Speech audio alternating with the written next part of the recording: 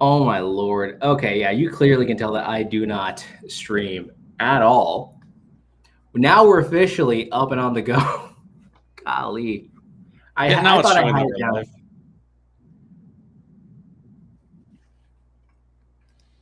All right, hey guys, how y'all doing? I'm so sorry. Oh my lord. Roll for Hero episode 2. You gotta love the technical difficulties. Hey, Y'all can see excuse me you, now, right? Fish. I hold on. I listen. I know we're about to go live and everything, but I'm getting blamed for this already by Fish. I will have you know that I was on time. Thank you. He was. My name's He was. TS, and I write comics, and I'm on time. Dang it! Just like how he was able to get his pitch for The Digger that is currently out from Invader Comics. Make sure to pre-order it now while you have the opportunity. Go to your local comic shops. Get yourself The Digger. That's right. Oh my lord. Hey there, Philip Riders. How you doing, buddy? Hey, howdy, hey. I am so sorry, everybody. This is my first time kind of holding the show a little bit on my own accord here because Mr. Fish is currently out doing some familial-based adjacent things. He's on the road right now, and he's unable to, partake here. So we have T.S. Luther kind of standing in his position at the moment. So he is the new Mr. Fish. That's So right. there's that. So sorry about that, everybody. I swear I'm not good at this streaming. I'm gonna figure this streaming stuff out later. But anyways. Ayo, hello. It's me, your weird uncle. Welcome to Roll for Heroes, segment of the show where we let the dice dictate what on God's screen we're going to be drawing today. So today we're going to be drawing an alien for, our characters of Jupiter Jack and Meteor Mandy. God, I literally had this whole spiel. I had this whole showman performance and it's just shot down. It's okay. It's okay. I'll self-deprecate later. It's how I cope, I think. I don't know if that's healthy or not. But you know what? We're not here for that. We're just here to try to see if we can get stuff done here. Anyways, outside of that, though, last episode, so I guess I'll probably recap if nobody saw that, which I don't blame anyone who hasn't. We have created the characters of Jupiter Jack and Meteor Mandy. These are of course, the proper superheroes for, of course, season 2, episode 1 of our show, where we finally got to show off these really cool character designs. And of course, you see that there's Jupiter Jack, this pulp style hero who can grow to the size of Jupiter and shooting energy, blast from his hands. And we have Meteor Mandy, who can literally shrink down to the size of like a comet or a meteor, zipping through the vast void of space. And of course, she herself can be shooting energy projections of like the heat waves of the comets or whatever that may be. But these are our characters. These are going to be like the main characters until we can draw some other cooler characters for later down the road. But yeah, these are the characters, and I can't wait to show off what kind of character we're going to be drawing today. So for any of y'all that are going to be following along, grab your dice, grab some variation of a writing utensil and a surface to draw on. And I believe it is time for us to properly and officially roll for hero because I played the clip and I feel bad now. Oh, God, it's okay. It's okay. It's okay. I shoot myself in the foot a lot. It is not a healthy habit, but that is fine. It's okay. So right now we happen to have the entire list of traits that we're going to be going off of, and we're just going to see how this all kind of turns out. So without further ado, let us actually begin the process and roll things out. All right, ready? T.S. Luther, I'm going to need you to start using some of that brain cells that you got going on there. I know you're probably frying them up, shooting those ideas out to Invader Comics, but I'm going to need you right now, all right? Please. Starting off with the first roll, we got number 8, which is, for limbs, we have the number of limbs, which is tentacles. Oh, and we're going to have to roll an additional D6, and we're going to add 2. That's going to be interesting.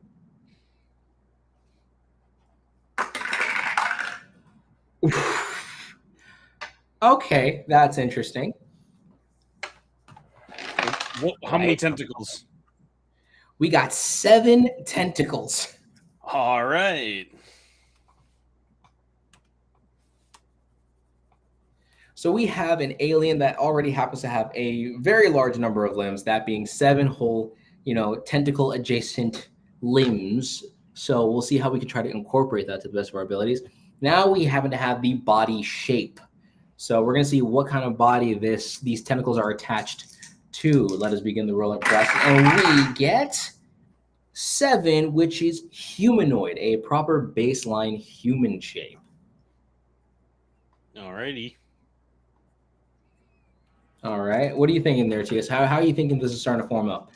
So humanoid with tentacles, I want to see something that is closer to Ben Sapien from Hellboy that like very fish-like is what comes to mind, because then you can easily sell tentacles. When you have something terrestrial, something that's going to be on ground, and then you give them tentacles, it's like, why would you have tentacles if you're walking around? You need tentacles in the water. So I'm thinking something aquatic. Alrighty, so now we have the basic body shape. Now we have the amount of eyes this character will have, this alien species will have. Fish is on the highway coming back from seeing the grandbabies. Hey, listen, you got to visit them grandbabies. My parents would know. They happen to be grandparents as well. We have numero ocho, which is 6 whole eyes. I don't know what half an eye would look like, but that'd be kind of weird.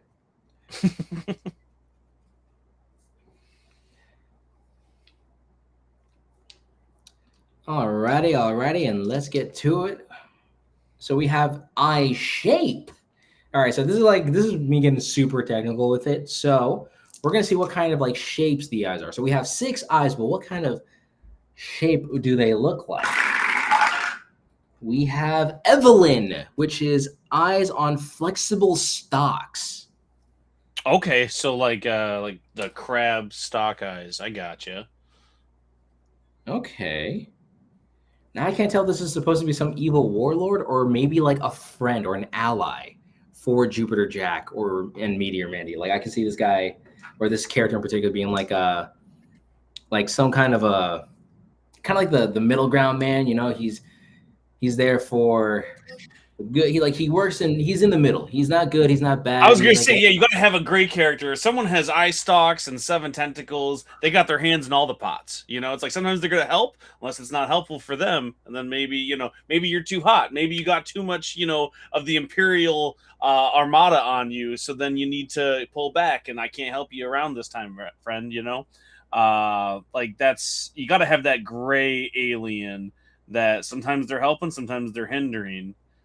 Especially if they have 7 tentacles. And speaking of gray, because that's usually tend to be what their skin tone is like. But speaking of skin, we're actually going to be diving into skin texture, their external kind of vibe. This might actually give off the idea of how they are able to wear clothing or what their overall appearance is just going to be in general. Because sure, you can have someone like the Thing being like an alien rock-like guy, but then sometimes you can literally have a squid alien man. And I mean, we got an entire squid motif going on as it is here. That gets them superhero gigs. Hey, that's just how it be. All right, so now we're gonna go for skin, and we got numero siete again. We got scaled skin. Scaled, okay. Interesting. What are y'all rolling up? What are y'all ending up with? Because let us know. Shout out in the comments, everybody. We'd love to see it all in the chat. Again, I am so sorry for the intro of this, but that's neither here nor there. We're gonna actually begin now. So we got that on the way. If anyone wants to take a 5-second look to check out the thing with the thing, because I know how to English. Beautiful. We're here for it. We love it. All right. Now we have skin color. Now we could roll for this one, or Luther, would you like to probably give some color suggestions, or would you rather me roll for it? I think you should roll for it, because that's the chaos of this show. Like you need to have, if you're either going to be full random or we're fully writing it. So let the dice decide. Oh my gosh, this is why we had you on the show. And speaking of having to roll it out, man, it is going to be a number 5, which is patterned spots and stripes. All right. It fits with the scale idea too. Like if you have this gray alien, this somebody who is playing all the different sides. They're scaly. They got tentacles and everything, both the illegal and the legal. Then the pattern and the stripes, you never know which way they're gonna be. You never know where they're coming from. Maybe like the scales can kind of flip in one direction. So maybe it's like he'll be say green and purple on one side of it, but then the other side it ends up becoming like blue and or like a cyan and red or something like that. Exactly. This is getting pretty interesting. I'm liking it so far. So we got that on the go. Now we have head shape. I really did not have these in order, but that's okay. These lists, that's the whole point. We're so random, we can't try to figure out how this is all working, like Diamondback Snake. That is some insanity. And you are right. TS is the man, Mr. Fish. That's why he's on this show. That's why I make the big bucks. So go and pre-order the Digger, not for me, but for all of the extra coffers. All the money that I earn from it will go directly into comic books. Let's be honest. I'm going to buy more comic books. And I mean, if it goes into comic books, this means it goes into the hands of artists. And well, I mean, in his case, he is the writer. But get yourself the Digger. Go get yourself Hellion and Bash. Go get yourself, Tokyo Fire. If you ever have the ability to get it now, because I said so. And your uncle would be very disappointed if you don't get it. Let the chaos roll with this character because you guys are absolutely creating something awesome. Yes, Philip, we are. And by the way, never apologize again. You don't have to apologize because I see your apologies and you don't got to worry about nothing. And speaking of, whatever, horrible transition aside, head shape, we are going for, which is number, because that's 4, 7 again, a humanoid head. Humanoid head. Got it. But with the stalks. The stalks. Oh God, that is some weird Lovecraftian thing. Unless we want to do another roll. No, don't you be doing that. All right. Fine. So that's what we got for head shape. Now we got mouth. The different kind of mouth for this alien squid scaly man thing. Gotta love it. And the type of mouth that we have is a sonic emitter instead of vocal cords. All right.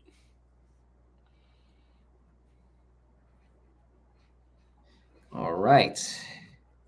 Do you think that he stole the emitter, or do you think that he acquired it through trade? Oh, had to steal it for sure, but it was probably for a justifiable reason. Maybe, this morally great character maybe he was captured, and in order for him to communicate with another alien to help him out in his intrepid situation, he had to find a way to communicate. So if he had to steal a communicator and this emitter, if you will, to help, take out, what he's trying to say, I feel like he would have to steal it, but it would be for a justifiable thing. Again, morally gray. Let the chaos reign. All right, so we got the sonic emitter. Now we have the special biological trait. Howdy, doggone. Hey, howdy, hey, how you doing, buddy? Welcome to the stream. So sorry about the technical difficulties, but that is neither here nor there. I can already see my character. Stupid highway. Hey, listen. I can't relate as to what highway you're on because I would say Highway 280 in Alabama and the 95 in Florida, but I don't know what it is in Arkansas. We don't have roads in Arkansas. Oh, man. That's tough. Yeah, Florida is just the worst, especially this time of the year, because everyone wants to go to the parks. And yeah, how dare they use parks and recreations?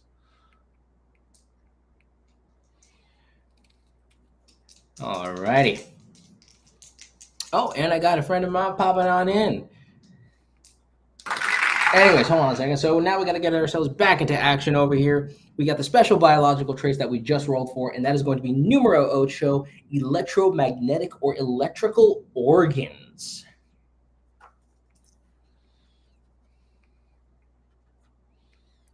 Electromagnetic or electric, because I know how to spell and read. And I want to make comics for a living. How ironic. This is a weird one. All right, so electromagnetic organs. I got to figure out how to show that visually. Sometimes it can't be shown visually. It's more like it's kind of good to know that kind of a thing. Like, say, for instance, if this character ever gets shot and you just see like a blob of electricity just kind of just shooting out of them or whatever. Anyways, so that's what we got for biological trait here. A shock snake. Interesting. All right, now we have cultural traits. So this is going to be a little bit. This is throw after throw after. There's like curveball after curveball, man. All right, what do we got going on for cultural traits? Because this is, I'm telling you, these lists are definitely breaking each other's conventions here. We got number 6, which is what's it called? Technocracy? Technocracy.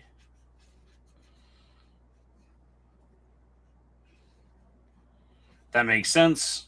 Morally great character that had to pull off some dubious things for good reasons to get this babblefish-like device to speak again. Coming from a culture of technocracy means that they would fit in very well in a third-party system where they need to wheel and deal, where maybe there are other cultures at play. I think that works out really well with what we got here. All right, so we have 2 more lists left. We have ability theme. So if they happen to have any variation of ability, it would be thematically tied to this. And then there's another one called alien quirk. So let's just go full-blown chaotic on this one. We're just gonna do our final 2 rolls, and we're gonna get to this. Man, I feel like this is just already a very elongated portion of just rolling all of this out, man. This is getting to the Pacifics here. And we have number 5, which is shape-shifting. This is getting interesting. So I'm just going to draw a dog, and we're going to assume that he is shapeshifted. So I can draw a dog. You're welcome. Man, the intricacies of that design, I can only imagine. Sounds like a hustler or a smuggler. You're not wrong. I mean, the concept of that would very much sound like it would be some kind of a smuggler adjacent character. Just made my own new superhero. He's my version of Captain America. I don't know any good names. Do you have any ideas? It's really, really difficult for a lot of, well, it's not difficult because patriotic heroes are a lot of fun. But before we get to naming Indiana. I mean, there you go. I guess you didn't need my help there. All right, last one, ability. Oh, wait, I lied. Last one, alien quirk. We got number 6, which is 2 hearts or redundant organs. So redundant electromagnetic organs. Exactly. Which makes sense for a shapeshifter. You would always have extras. That's the thing. Like most shapeshifters, you can go back to like Mr. Plastic Man, the Elongated Man, and a few other ones that are like really shapeshifty. Mr. Fantastic has done it before, which is the redundant organs. So if you do get taken out, Mr. Fantastic dies in this issue. 6 issues later, he's like, aha, see, I had 2 hearts, or I had moved it over here. Really, really common thing to do. It's kind of like how if you're a speedster in a comic, no speedster should ever be surprised. You should go and scout out everything that you do beforehand. You got to take that, the suspension of disbelief a little bit. Same thing goes for shapeshifters. You should never be able to die because any injury you have, you should be able to have a backup, thing for you. So this makes sense. And he's wheeling and dealing, right? Like he's dealing with some morally great people as well. If you're doing illegal deals, you got to be ready for some stuff to go down. And it's not always going to go down the way that you want. Doctor Who, the 2 hearts, exactly. You got to be able to fake your death, right? Like let them shoot you. They run away and then you pop back up going, oh, I'm glad I grew that second heart, It's Mr. Plastic to the public, Plastic Man for his friends. Ooh, know that. All right, but now we're gonna get into the actual intricate part of draw, or at least I'm gonna be showing it off. I don't know if you're probably gonna just do your own thing there. It depends on how good this ends up looking. I've been drawing as we went, and so like I'm erasing a lot and trying to pivot as it was like, and now he's got electromagnetic organs. I'm like, okay, let's go. Okay, I have enough for tentacles. Oh, 7 of them. Okay, sure. Where else can I fit into another? That's what I love about this show. It is curveball after curveball after curveball. We are just all over the place. That's the whole point of Roll for Hero. The dice have dictated that we are drawing something weird, chaotic, and absolutely insane. So let me see here, because we happen to have a human-shaped body. So I'm going to probably draw like a human. Now you see, this is where it can get interesting, all right?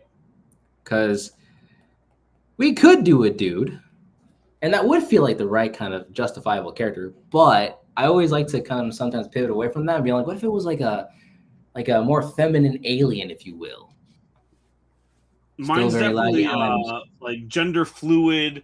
You're never going to be able to pin this thing down because they don't want you to. They have their own way that they recognize and how they identify, but to the public, they are just this alien because everything else is private. You can't have too much of your public persona known because then you're going to have a hard time doing business. If you're trying to wheel and deal on both sides, you can't have everybody knowing what you're actually about. So, it depends on who you're in the room with. True, but let me try to. This is going to be a little difficult. Let me see here. So humanoid body. I had to count my tentacles and make sure I didn't give them too many. Yeah, no, that's what I'm having to contemplate right now. Okay, and then not only they have a humanoid head with 6 eye stalks. They have 6 eye stalks? I thought we had 2 eye stalks. I missed that incorrectly. No. So they have So they have 6 eyes, but eye stalks as well. Oh yeah, but I didn't know they had 6 eyes. I thought it was number 6 was just eye stalks. I didn't know you rolled for how many. Okay, hold on. I got to pivot again. We got to add more eye stalks here. Yeah. Oh man. All right, let me see, because then it's also a humanoid shape. Well, that's even better for like a shapeshifter because you can never sneak up on them as they're doing their legal and illegal deals. They're always watching from somewhere. Man, okay, I gotta see how I can make this work. Oh man, this one's gonna be drawing this character would be a pain in the butt over and over and over again. I tell you what. Yeah, there's a lot of appendages that you'd have to fit into every panel. Unless you're able to like somehow work with it. I mean, I remember reading this one sci-fi comic on Webtoons called The Runners, and in it it's like I don't even know how to properly describe it, but basically you're following like a team of like smuggler kind of characters as they kind of smuggle like just average goods across the galaxy, if you will. But like it's, obviously they're like under the table kind of services. Sure. But the whole crew is primarily like just proper like whacked out looking aliens, like, and there's 1 or 2 like proper human looking characters, but the human characters aren't the main ones. They're actually like the side characters. Sure. That's what I liked about it, because it was like finally a science fiction comic where I can actually indulge with the aliens and not just with the human characters. Don't get me wrong, I love my human characters in my comics for sure, but like getting to see the captain of the ship be an alien guy and not some weird, not just some generic, token white dude from, probably South Dakota or whatever. It's nice. It's a little reassuring. No offense to anyone from South Dakota. That's what I liked about Lower Decks, and I forget the name of the Star Trek show that was kind of aimed towards kids that was on Nickelodeon for a little while, but like mostly aliens. So I always enjoy when they pivot like that. And they're shape shifting, so I can imagine these eye stalks kind of retract a little bit. So I feel like they would have some kind of a like. I don't know why I'm making this thing look like a weird, like, knockoff Pinhead looking thing. Is that what he's called? Pinhead? No. Pinhead is the character from Hellraiser. You're correct. Okay. Yeah, I don't do horror. That's why. But the only horror that I will ever watch is the Five Nights at Freddy's stuff, because my future wife is such a huge FNAF fan. Oh, nice. Even played the VR game. Without flinching. Without flinching. All right. Do you know how crazy you have to be to do that entire game without flinching?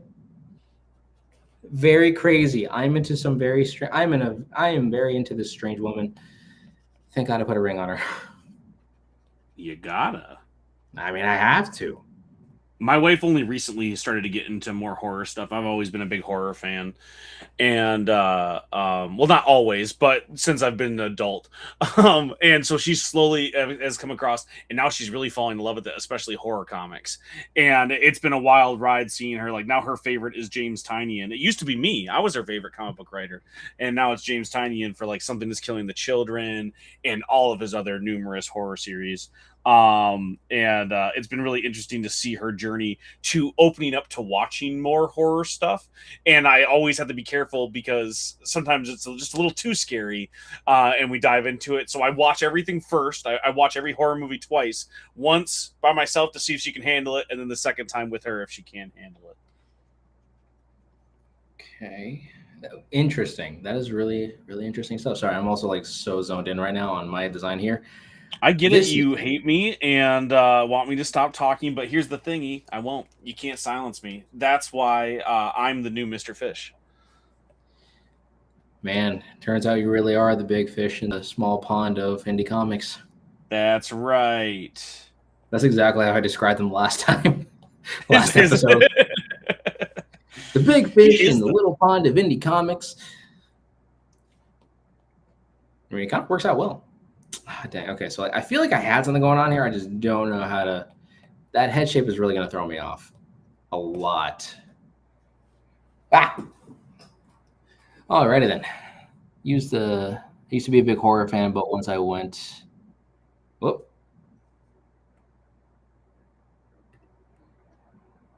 So you show off my general shape here. Oh, I We like went the what I same with see. the eye stalks, so it was like the same kind of ratio. I got to add a sixth one somewhere.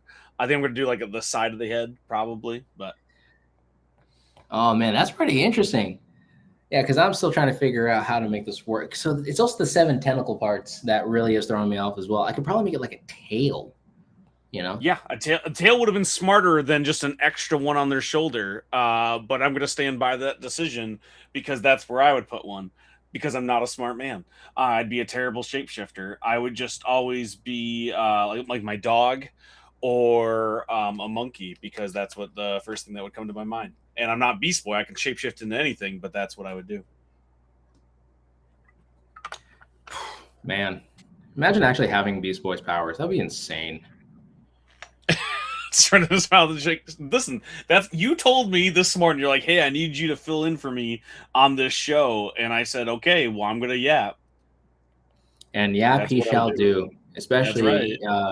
especially since the fact that he's like having to mention his comics like The Digger, you know, and as well as Hellion and Bash and all of his other fun stuff like Tokyo Fire, which you should totally go get, you know, like and pre-order The Digger and all that other kind of fun stuff. Like If you also how want to you check should, out, go ahead, go ahead, E. Go ahead, finish your sentence. You got this. because I was going to mention too. I mean, on top of getting, you know, some of TS's awesome works, you should also apprehend yourself Alice Lost in Wonderland, which is actually the combined efforts of Mr. Fish and, of course, TS himself. TS using his ultimate writing skills, and of course, Mr. Fish with his fantastically wondrous forms of art, kind of coming into the strange, awesome, cracked out hybrid of a crazy fantasy story of everything else that you can ever imagine. I happen to have the fortune to apprehend 3 issues of Alice Lost in Wonderland. Not only that, but also Green Zone, T-Man, and Hyperstrike, as well as I feel like there was another title that The Mighty Color Cro-Magnon. Never forgot that There one you because that go. was You actually one of nailed my it. favorite ones by far. That, in my opinion, that's one of my favorite series by far to read, and I can't wait to see what else the call has to go through. The But you should first totally check get I ever Miles. got in indie comics actually came from the Mighty Caw universe. I had written a short story for Mr. Fish's anthology, Fish Tales, and it was in that Yes, I universe. have That's that the too. first time. Yeah, man. I think what was it called? The Crucible. And he's, of course, in classic Mr. Fish fashion, he split up the story into 2 parts, and it was going to be in Fish Tales Volume 3, and there will be no Fish Tales Volume 3 for a while.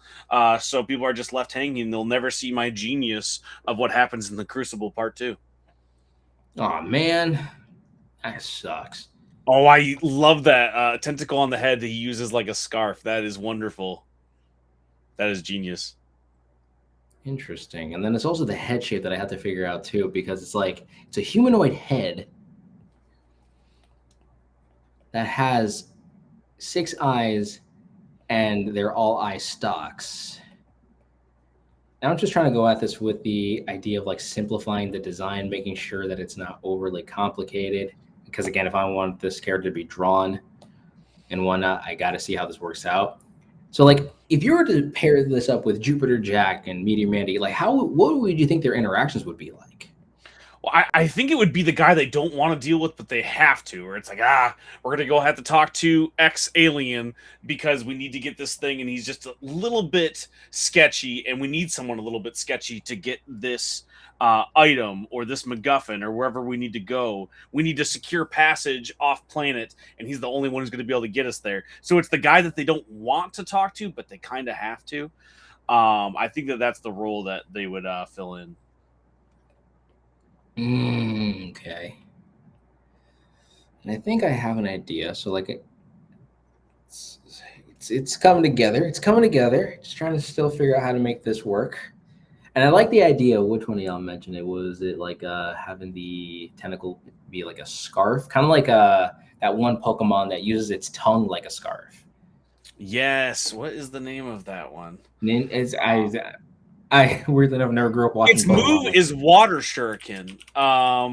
Because my son is a giant Pokemon fan, and we played a lot, but I don't remember the name. Because I'm a dad, I don't remember anything anymore. Greninja is the name of that Pokemon. Greninja. I knew Ninja was in the name. I just didn't know like if it was a.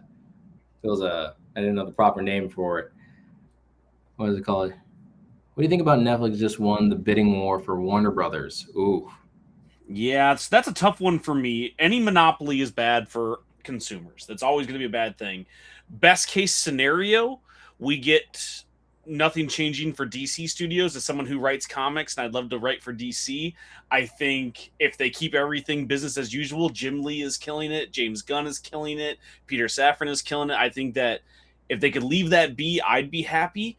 The big issue with Netflix buying anything and monopolizing stuff, like the issue you're going to run into specifically with Netflix, is Ted Sarandos, the CEO of Netflix, does not like movie theaters. And where we are with CEOs, they get to make the final decision. So you're going to see smaller release windows for the majority. I think Warner Bros. Had something like 35% of all releases in theaters last year, at least in the US. So you're going to see so many more movies just not being in theaters for very long in a market that's already having a hard time. We're already having a hard time keeping theaters open. So it's bad for everybody in the long run, except for people who only want to watch TV at home.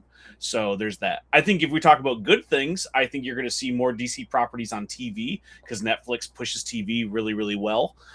So I think you're going to see some really good stuff there. I think you're going to see more of the squeezing of a lot of the properties that you already probably want to see more of, like Game of Thrones and The Sopranos and stuff like that, because one of the reasons why Netflix specifically was buying Warner Brothers is to have a deeper well of IP. So they're going to make use of it for sure. So don't be surprised if you're seeing spinoffs of shows that you never thought you would have seen, like some sort of kids show for The Sopranos, something weird like that. They're going to push it. Nope, Netflix, Paramount are in the bidding war. Disney is about to enter it. Exactly. Yeah, it's not set in stone. And even if somebody does win this, like what was happening with Netflix when we thought it was set in stone, it still has to be approved by the federal government. It still has to get through regulators, not just for the U.S. federal government, but across the board internationally, because these are all international companies. So nothing's set in stone. We don't know where it's going to shake out. And in the end, a giant company is buying another giant company, which is rough for people, and we don't really get to have a say. But make sure you talk about it, because the more you talk about being upset that monopolies are happening, the harder it is for the next one. So we might not be able to stop this, but we can make it harder the next time some giant corporation wants to buy another giant corporation. End rant. Use your nerd-like rage to destroy the monopolies, so that way the free market for entertainment and the indie comic shall rise. Exactly. More or less. I think I have an idea where I'm going with this. I kind of like it a little bit, because I'm thinking bounty hunter. When I think bounty hunters, I think Western cowboy kind of characters for some reason. Sure. So I'm thinking about this, and I see like how I'm implementing the. Oh wait, using that as a tail. Okay, so thank God I'm kind of. Or use it. As you like don't think of Dog the Bounty Hunter when you think of bounty hunters?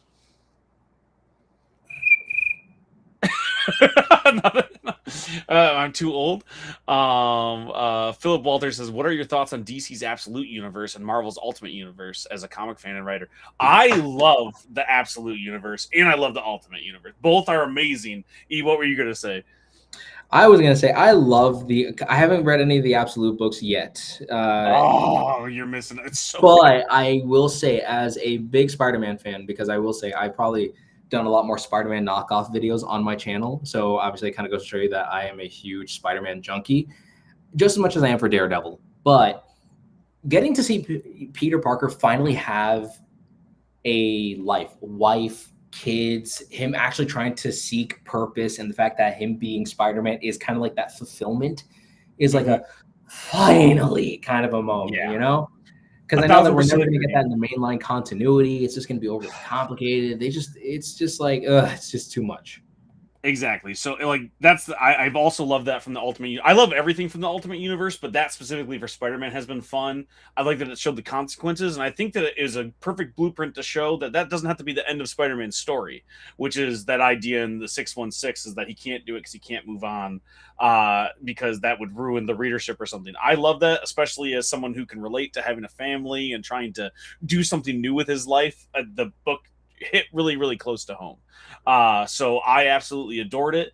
I love that the Ultimate Universe is coming to an end. I think that that's really rad that they didn't overplay their hand with it, which is really cool. On the Absolute side, I love that they're not bringing that to an end and they're just going full force into it. I love that everything in the Absolute Universe is just bigger and badder and weirder and crazier, and that's the whole ethos of that universe. I think that that's really, really cool. There's not a single book from either universe that I don't love right now, which has been a wild. I love these like little microcosms that we're getting, these almost smaller imprints. It's the same reason why I love the Energon universe and the Massive Verse, both from Image. I don't have time to pick up 55 titles from a main universe and read all of them and understand what's going on. And even though both of them have expanded, exponentially, it hasn't reached that level yet. So I can keep up with everything in the whole universe by just picking up a handful of titles. So as somebody who only has so much money to put towards comic books, I've enjoyed that it's this like little microcosm that I can watch the entire thing unfold. I still pick up as many books as I can, and I more subscribe to DC Universe and Marvel Unlimited, so I get everything a little bit late. But it's still been really rad, and I'm like really excited to start seeing those properties cross over more with like the Ultimate storyline as it comes to an end.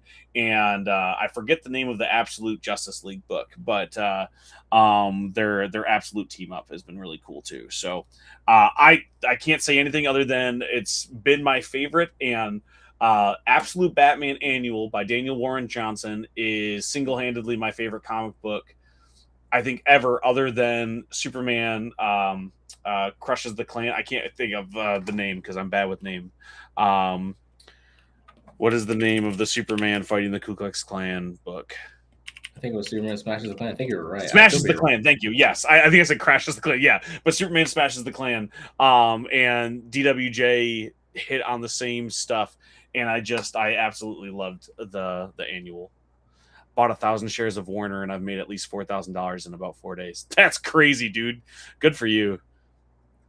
Really like hearing some of these very interesting points. Now, what are your thoughts on the design of Absolute Joker? So, like, just design alone, I love it. I love the idea behind all of the bad guys being like these supernatural entities in the Absolute Universe. I think it really fits. I love the design. I know a lot of people are upset about it, but it's the thing that I talk about a lot when it comes to me liking reboots and remasters and sequels from 20 years later on. It doesn't ruin my childhood when you drastically change something like that, because I still have Joker in the main universe. I can still go back to the thing that I love, the thing that I've read so many stories of. They didn't get rid of it. This is their own take. It's their new thing. And I really dig how weird they've gotten with Absolute Joker. So I do enjoy the design. That might be a hot take. I'm not sure. I've seen the discourse a little bit, but I haven't paid attention to what's been winning out. So that's my take, is that I dig it, and I like how weird it is. It makes me uncomfortable, and I think that that's a really interesting take for the Joker. I think making the Joker just hot and kind of a bad guy that people want to sympathize with misses the point a little bit with the Joker. He's a bad guy, and I think making him a literal demon does a good job with that. It's nice to know that Batman. Yeah, it makes sense too, because I mean, for one, he's one of the most disgusting. If we had to look at it from a realistic perspective, he's one of the worst scumbags of the earth. Makes him one of the best villains of all time.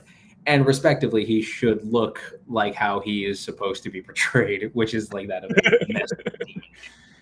Right. But again, he does look like the proper adversary to this Batman, who is freaking 7 feet tall, having to be built like a brick house. Literally, they called him, the fans, y'all call him that brick because of the logo on his chest. Exactly. I think that he's a perfect counterpoint to that. And everything in this universe is just more. So I think that it's rad.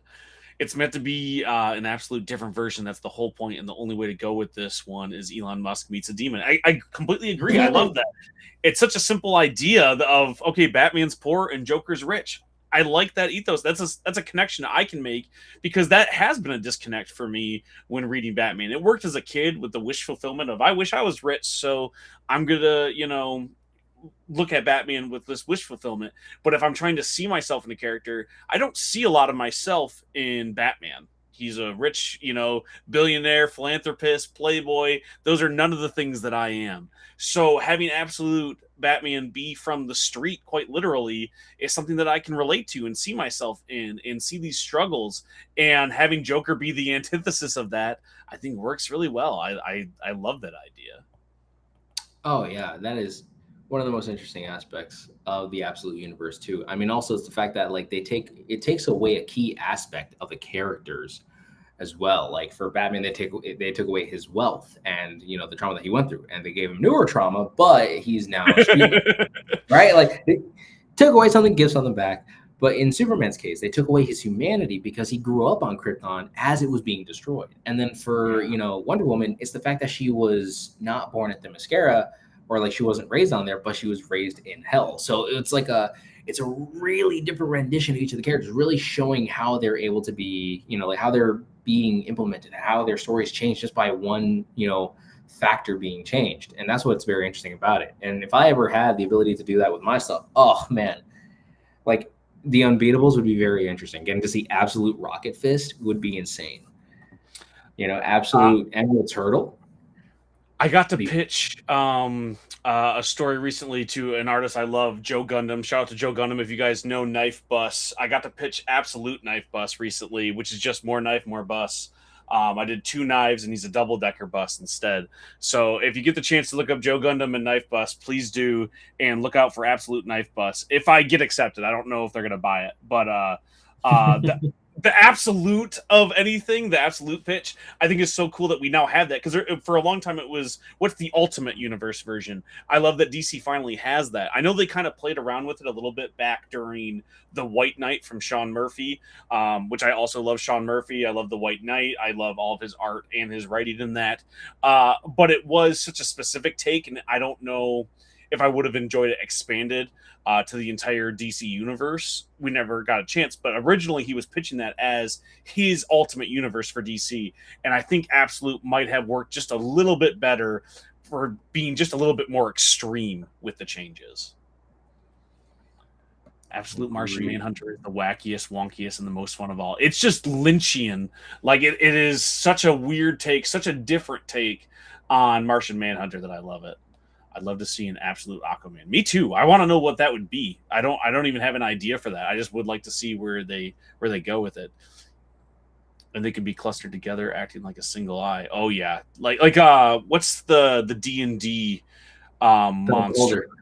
The Beholder. Thank you. Yeah, it's exactly like the Beholder. Did you ever see Big Trouble in Little China? Like a long time ago. There's probably probably 10 years ago. I mean, so that's one of my favorite movies. It's a John Carpenter movie, and he just straight up has a beholder in it. In this weird, wacky martial arts film, there's just a random beholder at the end of the film, and that has the similar eye stalks. Like I dig that, man. Yeah, the way that I'm kind of going about it, that she's like a lady, like a galactic lady, kind of a bounty hunter. Is like, oh, darling. Galactic Lady is going to be the name of my next EP. Oh man! And here I thought I had something original. No, I straight up stole it from you. So oh, don't. Man. Come on! Like 2 single separate eyes. Okay. Interesting. So yeah, this is what I kind of got so far. I'm working with the eye stalks to the best of my abilities. Did I ever plan on drawing this today? Absolutely not. But I'm glad I did do it.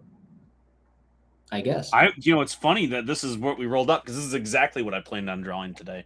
So it really worked out for me. Listen, I get that you think you're better than me in every way. Oh, look at me. I happen to write multiple comics. I actually have them printed out. I have UTS. I work with Mr. I get it. You're better than me, good sir. You don't have to flash it out there. The I reality is think this is the truth. I my don't have any hatred. I think the main superpower I have over you and why I'm able to do the things I do is I'm almost 40.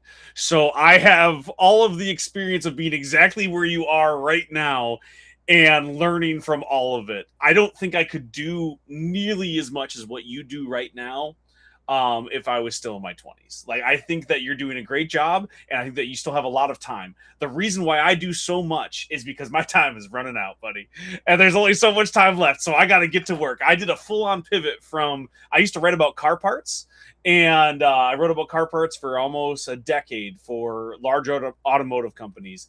And when I was 28, I quit.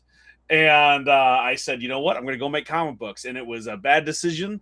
And I've been riding that wave ever since. So I think that you're doing awesome, and you're doing everything at your own pace. So you still know that you got time. Sorry, we got so serious there for a second. No, you're good. Trust me. No, I was also like honing in on this. I was also going to mention too. I mean, also you got to have a very supportive wife, and of course your family to kind of be the major motivating factor. I would assume, but I don't think I could do it if I didn't have my kids. Because like before I met my wife, I lived in a van, and I played Magic the Gathering cards, and I ate chicken wings, and those were the three things that I did, and that was my whole life. And when I met this girl, she was beautiful, and she did not want to live in a van and just play Magic the Gathering and eat chicken wings. So I was like, well, I need to do stuff for her so she can have things, because she's wonderful and I want her to stay around me. So I went and got a boring job, and I did that stuff. And then we had kids, and I never wanted them to have to live in a van. I still buy them chicken wings, but I wanted them to have other stuff too if they wanted. And so I got a better job, and I kept doing that. And for the first time during COVID, was right around when I started writing comics. I did something for myself. I wanted something more. I didn't just want stuff for them. I wanted something for myself, and that was comic books. And ever since then, I've been trying to make almost every decision I can past keeping my family safe and fed and happy towards making comic books. So it took a lot of time and responsibility and motivation in having them. I couldn't do any of this stuff if it wasn't for them, because I want them to have stuff. I want to do it well. I want to impress them. I want them to be proud of me. Before I had them, I didn't want anything, man. So it's almost like a cheat code having these people that depend on you, and that you don't want to let down, because they make you want to be better, and they make you want to do a good job. man, you're not wrong there. Especially with the future wifage on my side of things. I mean, she's a baker too, so her and I are also like motivating each other. She's a baker. I'm an artist. We both deal in the realms of art. It's just that for hers, I can eat her kind of art. She can't really do that with mine. She should not eat your art. No. I can say that almost definitively, that she should not eat your art. I mean, But I was also, able to. I'm not her many mom. people She's can say- got to do what she's got to Not do. You many know? people can say that they ate a chocolate dragon on their birthday. So I can tell you that I did not eat a chocolate dragon on my birthday, but I'm jealous that I didn't. and that's why I win, at least on that. I would love to see an Absolute Shazam. Absolute Zatanna is super badass. Absolute Jupiter Jack. Oh man, like what is the pitch for Jupiter Jack? Can you hit me with the? I know obviously it's a I keep wanting to say Gordon Lightfoot. That's the dude who did the Wreck of the Edmund Fitzgerald, Flash Gordon type hero. Yeah, so Jupiter Jack, Meteor Mandy, think of it like, he's a classic sci-fi pulp hero at first. He's just your run-of-the-mill average dude with a laser gun, but then one event ends up occurring. But what's it called? The cosmic, I had the name for this too. What was it? It started with a C. It was the Cosmic Coalition. That's the word. The Cosmic Coalition didn't want Jupiter Jack to go on this mission all roguelike. So they got him this, cosmic cadet by the name of Mandy, who ends up going on this little excursion with him. Turns out it happens to be some evil alien warlord who is about to rain terror on innocent civilians of these aliens from one planet. And it turns out that there was some cosmic wave of energies just moving on in. So Jupiter Jack, Meteor Mandy go straight in, try to save them, and that's how they more or less get their powers. They get hit by the ray gun that was supposed to kill them, but they were affected by the cosmic rays. they get their powers, and now there are these cosmic heroes just now fighting for all that is good in the known universe. Okay. Okay, so what's the absolute version of that? So then what? So what is that they would be taken? What has to be taken away then in order for this to be an absolute? Because absolute, we were just saying in the absolute universe, something had to be taken away. I Superman's. think he never got into the academy. He never made it to become part of that. So he never was part of the system to be then pushed out of it. He never made it into the system. So he's always been the vigilante type. I think that's where you have to start from. I don't know where you can go from there, but that's the one thing I can see you taking him away without getting rid of what was Mandy's name? Meteor Mandy. Meteor Mandy, yeah, without taking away Meteor Mandy, you know what I mean, or vice versa, right? You have them the outside looking in to the system. But again, what do I know? I write What If Indiana Jones Hunted Short Round, so my pitching skills are not always top notch. I mean, that's actually the best, shortest concept one can go off of. Again, we have yet to properly define this science fiction universe. I mean, I have yet to properly define who Jupiter Jack is and all of the crazy adventures that he would even go on.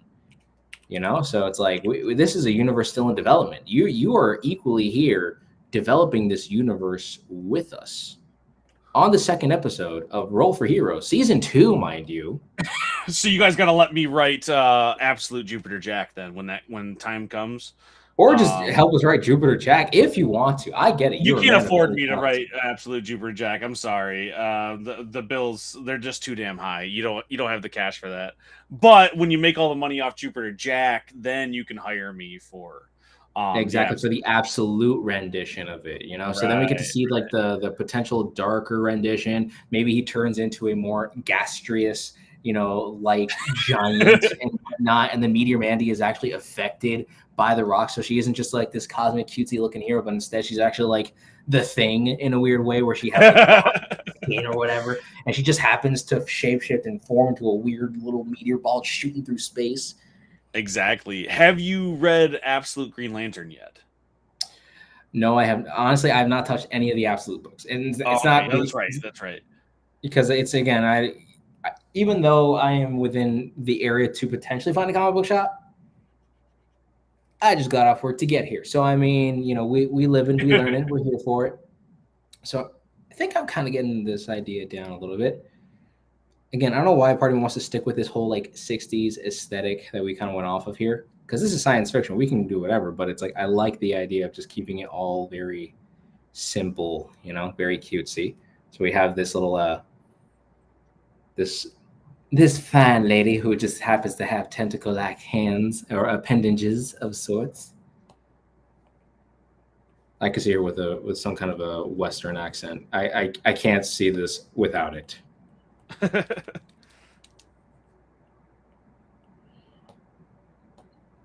Man, thank you so much for hopping on the show, by the way. This really does mean a lot, especially because because of our circumstances and such. Of course, dude. Thanks for having me on. Everyone should go and pre-order The Digger. That's the cost of having me on this show, especially until I get that sweet Absolute Jupiter Jack money. So please go and check out The Digger at your local comic book shop if you get the chance. Even if you don't want to pre-order it, even if you're unsure, issue 1's going to be in comic book stores January 14th. You can ask for it then, go grab a copy, or just mention it to your shop that you've heard about it, because I'm still a smaller creator. Invader Comics is not Image Comics, right? So they're still breaking into the industry, same as me. So please go and check it out if you get the chance. And you can check out my other comic books at can'tbekilledcreations.com, or you can check out Professional Entropy, which is the publisher that I own a piece of. They publish comic books like Tokyo Fire and Hellion and Bash. So if you're more into superheroes or cyberpunk stuff, Tokyo Fire and Hellion and Bash will definitely do that for you. So check out any one of those things. I'd greatly appreciate it. And thank you so much for having me on, E. I'm going to finish up this last few sketch lines and then add some scaling. And then I got to bounce out of here for family dinner. And then I got to go. The way that I say it, family first, man. You got to focus on that, Well, they're wonderful. We do a family dinner every week at my in-laws' house. And the interesting thing is since the Digger has popped up on like store shelves and like they were at Comic-Con and they're going to signings with me and stuff, my in-laws, they've always been really supportive, but I think they kind of thought I kind of sat here on my butt making indie comics every once in a while. And when they heard about the publishing deal, they're like, "So wait, so you actually work, huh? Like you actually do stuff?" And so it's been really interesting going over there and having more questions asked and being able to talk more about It's comic like, books. yes, mom, I make comic books full time. That's how I make my living. Come That's on. exactly it. My mother-in-law is the sweetest person on the planet, but she is not a comic book reader. I remember talking about Spider-Man, and she was like, "So, can you help me out here? Spider-Man's a giant spider, right?" And she legitimately thought, in full earnest, that Spider-Man was a giant spider, which is the wildest thing I think I've ever heard. Sorry, I just got some. It was my side. I thought I heard Discord going off, and I was looking at my Discord. And I didn't see any. No, it's my Discord. No, the future wife bitch, she apprehended tickets to go see this movie called Iron Lung, made by nice. Markiplier. Yeah. So she is a big Markiplier fan. Cool. Yeah, so it's always a fun thing there. And then right now she's just yapping it out with her friends, and they're just like, "Oh my god," because she's a huge Markiplier and Jacksepticeye fan. So you can definitely tell when she saw Dispatch for the first time, she's like, "Jacksepticeye's in the game." Or when I told her that, she started freaking out because she loves that guy. Have you played it yet? Oh no, I have not. The thing is, she has the game, but for some reason her computer borderline starts to crash because it overheats really quickly. So it's like, we can't even like properly enjoy it, even if we did like the cinematic, you know. Gotcha. So I'm gonna boot it up on the PS5 with me and my wife this weekend. Was the plan? Oh my lord! Yeah, actually, the goal for this Christmas. Yeah, we're getting each other one of the most expensive gifts. We told each other this is going to be like the one and done Christmas for this year because I don't expect anything else outside of the one gift that I would like to have for this year. And then, is it a Switch 2? I don't do video games. She does. Coward! You don't do video games. What do you mean? I grew up not playing. My parents were total anti-video game people in our household because they wanted. I forget how religious you grew up, but it's not even for religious reasons. Weirdly enough, it's just because we were just it was for school reasons. We were like you gave us anything game related, we were kind of screwed. Educationally wise, that was the only reason. Weirdly enough, they were totally fine with us enjoying some superhero stuff, some other cartoons here and there. But then, like, obviously they were concerned, when Pokemon was a thing, early 2000s, a lot of that, Interesting. Okay. But, what's it called? It was, something that they had to learn to adapt with. And my dad has been nothing but supportive of my endeavors of being a comic artist. He bought me my first, marker set when I graduated. He actually took me to my first convention. He, one day, kind of played hooky from school. He was like, "So, you got any tests you got to do on one Friday?" I'm like, "Not that I'm aware of. No, why?" He's like, "We're gonna go to this con in Miami." I'm like, "Wait, what?" So we went to SuperCon in Miami. That was the first convention I've ever went to. I dressed up in like a crappy Spider-Man. That's my first cosplay in a con. Love it. And we were just kind of going around. I was geeking out. My dad was like honing in. He was like, "We're gonna talk to any of the artists here. We're gonna talk. How are we gonna get him into this whole situation?" Because my dad also kind of pursued his own career goals because he's a musician. Nice. So he's a pastor, also a musician, and then coffee connoisseur because he has a coffee business as well, Rock Haven Coffee. That's so cool. So, and they're trying to do like their business model as like they're trying to get to a 90-10, where 90% of their proceeds go to charitable organizations to helping people who are trafficked and all that other kind of stuff, and also help sponsor some people get supplies for school, get better clothing, just better lifestyle. And then, of course, they keep at least 10% of the proceeds. That's their intended goal. Their coffee is good quality coffee. It sounds like I'm selling out right now to them, but it's also like it's my dad's company. But it's really quality coffee, good quality coffee. They're actually getting a blend from Hawaii. I think they're getting some from Puerto Rico. I believe we have some Colombian mixes already from them and whatnot, but it's like top of the notch, good quality like coffee. And again, good coffee with a good cause. And to think that someone as a musician, coffee connoisseur, father of 5 kids, 1 wife, and yeah, just the reason why I am even pursuing my life goals as it is. That's super rad, man. Like I love that. My dad was a professional chef for a little while. Um but most of the people that I grew up with, no one pursued their dreams, right? Like you make ends Mhm. meet and that was the end of it. So I love hearing that your parents kind of help you and inspire you because I didn't know it was a possibility to do fun stuff. I didn't know anybody who had a job they liked, let alone one that they loved. That was their passion. That's why it took me so long. I wasn't in my 30s, barely until starting comic books. So like when I can hear about people doing that so much earlier and having the support of their families, that's so cool, man. Jealous is the wrong word because I'm not jealous, but like I am just ever impressed that there are other parents that are doing that because you don't see that all the time.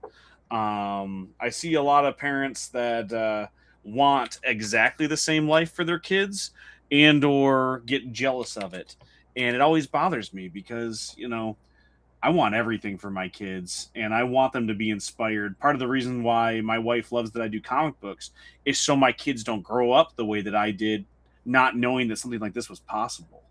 Like, Mm.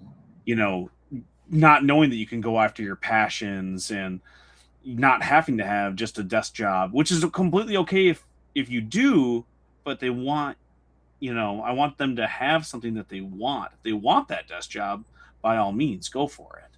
But I want them to know that there are other options, and doing the arts is incredibly fun and very, very fulfilling, and is just not a thing that everyone knows that you can do. So the fact that your parents are supportive is really, really cool. Oh yeah, and I mean it was a blast and a half just getting to experience just even starting this whole thing as well.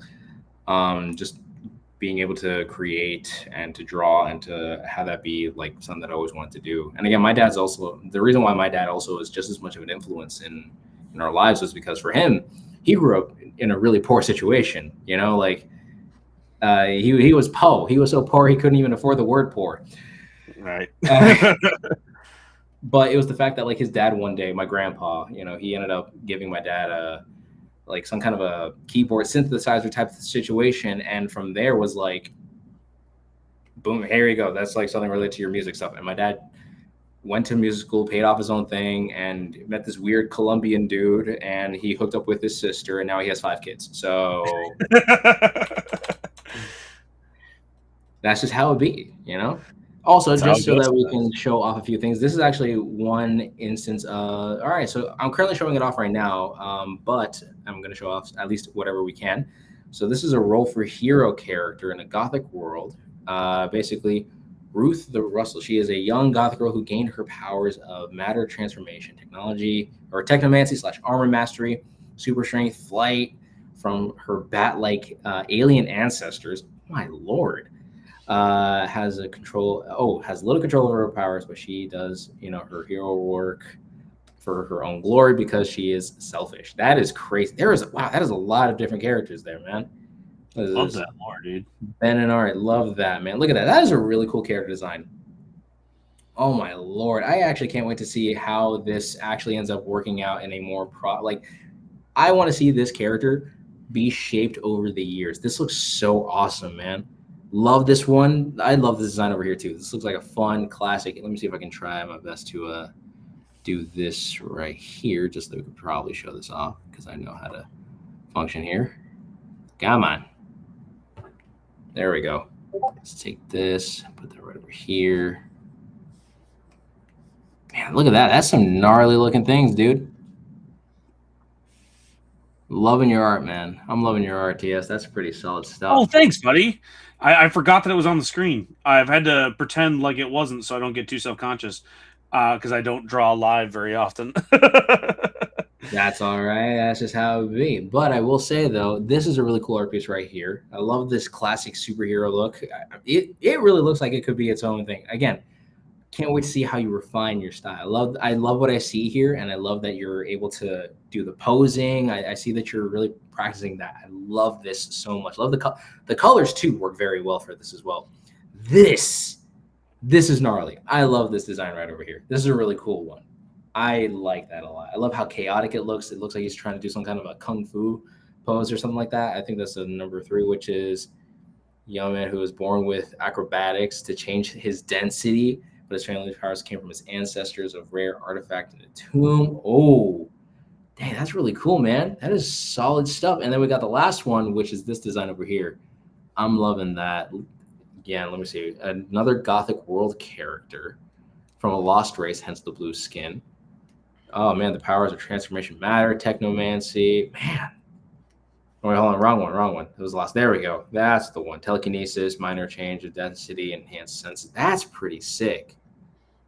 This is really, really cool. I like what I see here, man. I really like what I see here. Let me see if there's any other roll for hero thing that isn't just clips of Fish and I yapping and chatting all day long, because that's what it looks like over here on Instagram. See if I can find anything on the TubeU per se.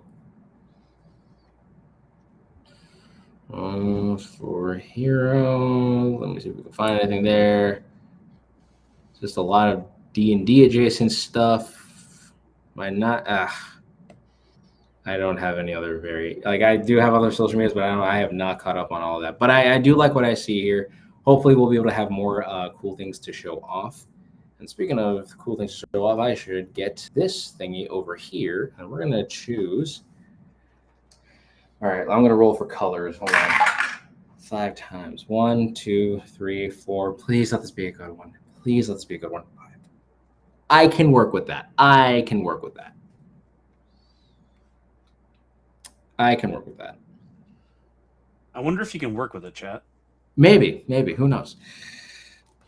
Because usually, whenever I go on this app, it's called Coolers, and I remember checking this app out from what's it called, Boyd Comics, who did all the Shape comic stuff. I don't know. Braden Boyd. Yeah, so he ended up doing this. He suggested this one app, Coolers, which is the one that I just used, and it is one of the best apps for color combinations and such, which is fantastic. Anyways, let me just show off what you got going on over here, because you look like you got some. Oh, that's gnarly. Okay. This looks like a dude that the Jupiter Jack and Meteor Mandy would not want to meet up with. It's like, oh no, do we have to? It's like he's the only person that we know. It's like, right. That was exactly the vibe I was trying to go for. He's the only one we can unfortunately trust right now. Dude, he's just gross looking. I understand that, but that's alienists. Is that a thing? You can't be doing that. But, absolute Jupiter Jack, on the other hand, maybe he's a little bit rougher around the edges. We never know. We just got to get you to do absolute Jupiter Jack. This is what we really got to do. We just got to sit down. We just got to yap and chat about, absolute Jupiter Jack. Just got to figure out what this dude's whole deal is, Just got to figure all that out. There we go. Come on. Just got it. There we go.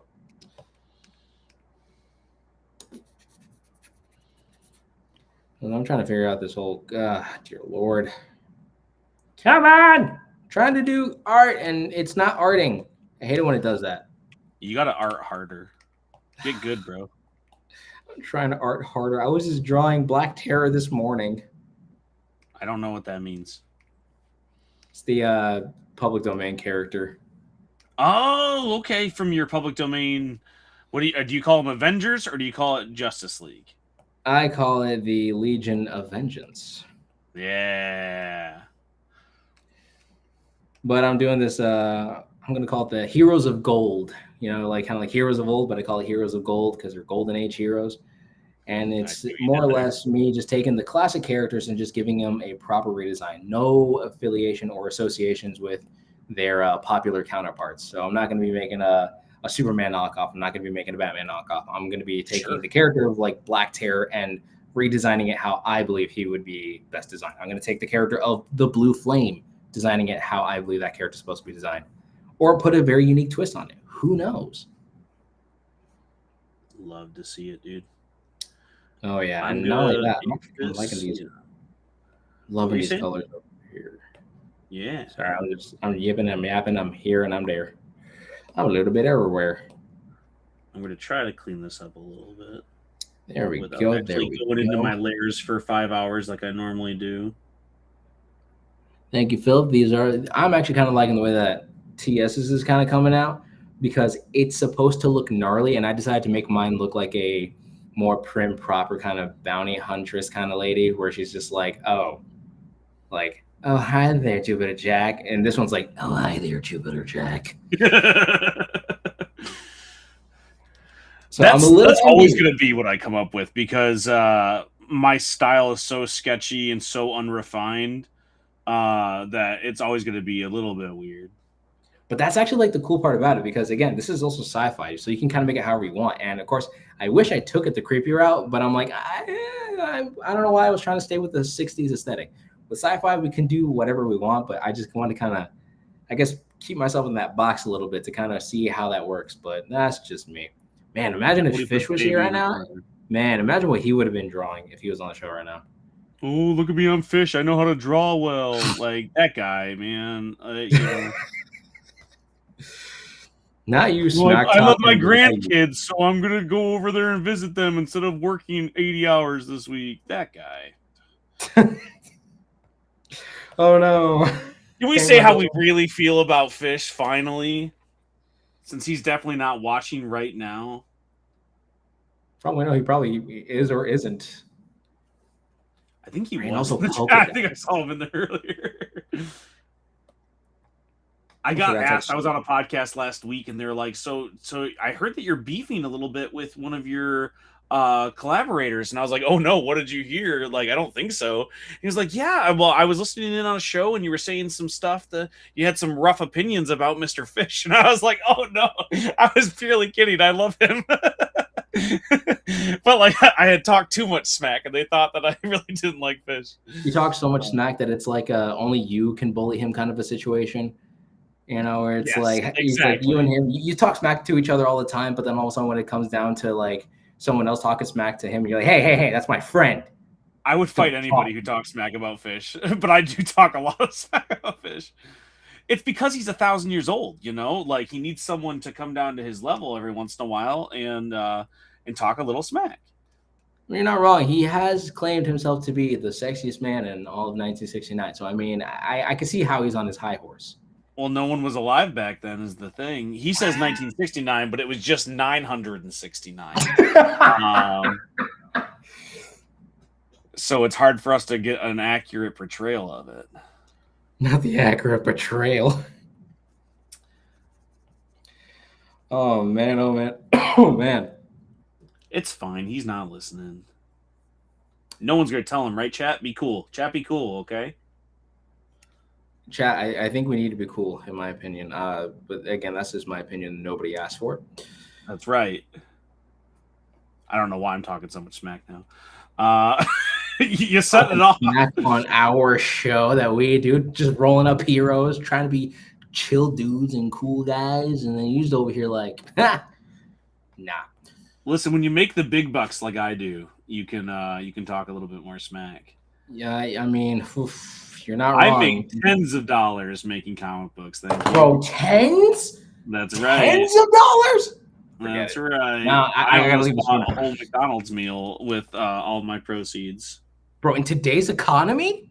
That is pretty good, right? That is a flex. That is a flex if I've ever heard anything about that. Oh, okay. I'm actually kind of digging this a little bit. I'm just giving. Oh, this looks a little unnerving, and you know what? I think I'll work with that. Given her, I was supposed to do the little polka dots and whatnot, but I should have done the halftone thing. But I'll probably do that later. I do everything in halftones because it's such a good shortcut. And the second you said scale, I'm like, well, I got a lot of polka dot tools, so I can do that instead of full on actual scales. True. And that's actually one of the challenges that I would love to probably dive into at some point in time, and it would be to like actually do halftone coloring because that is If you that's like just- that golden age look, if you like those classic stories, I mean, halftone is half the battle when it comes to bringing that look to life. I use craft tone from True Grit. I'm sure you've heard of their stuff, but I think I have their set right. I think I have their set. Yeah, I mean, Braden again from Shape Comics. He's the one who turned me onto them, and I love a lot of their what's the word, pencils, pens, their different packs for utensils, digital, um, and I think all of their stuff's really good. Oh, I 100% agree. This is interesting. Of a character concept. Again, was I expecting to draw this kind of character? Absolutely not. So, oh, thankfully, again, do that. And that's the difference between me and you, E. That's why I make the big bucks. Is I was ready for this today. I was like, this is probably going to happen. I got to be prepared to draw an alien with 7 tentacles And 6 eyes. Yeah, I think I forgot an eye. Don't worry about it. Don't ask questions, chat. Don't worry about it. It's fine. Let's go back to talking about Absolute Batman. This definitely just feels like I made a runner OC, but I'm not mad about that. Why not? No one's here to stop you. That's the beauty of it being your own thing. This is pretty darn nifty. I'll give myself that. Oh man, I just inverted the colors and just look at that. Just looking like that actually works really well. I love that. Like a swamp creature. Yeah. Oh shoot, that actually works though. Hold up. Yeah, I like that. Excuse me there, Sonny. I don't think you're supposed to be in these spots. Where she ended up getting like the what's it called? The voice modulator. What is it called over here? The emitter. I feel like she got it from like some cowboy themed or other bounty hunter. Love sneezing on stream. Don't we just love that? Oh my lord. No one was going to. But I feel like she would have gotten something like that on some other bounty hunter, and they just happen to always have a southern accent attuned to it, because it's probably one of the most gentle accents that they've ever used, which is why they can smooth talk their way into some specific situations. Yeah. Which actually makes this character much more threatening, especially because she's trying to be some sly, conniving kind of a character, being like, I don't think you're supposed to be out of here now. How does she snap with a tentacle hand? We'll never know. Very carefully. Very carefully. Very menacingly. He's just standing there. Menacingly.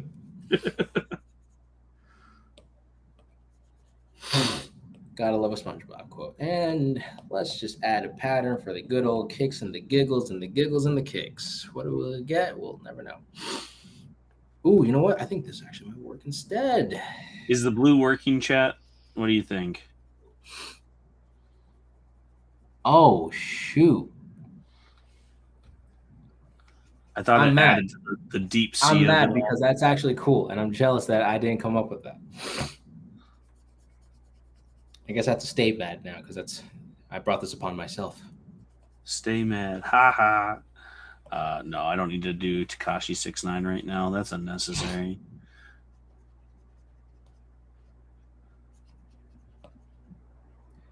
Okay, do like a little flower pattern on her dress, because I feel like she's just a nice, charming bounty huntress on this sector of the galaxy.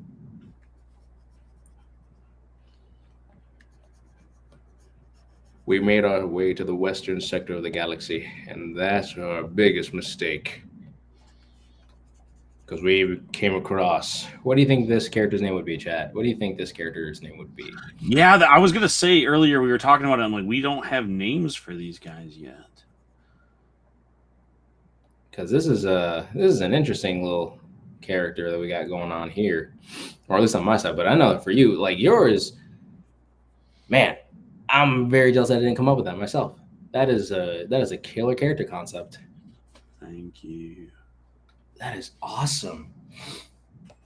Actually, what would happen if I inverted this?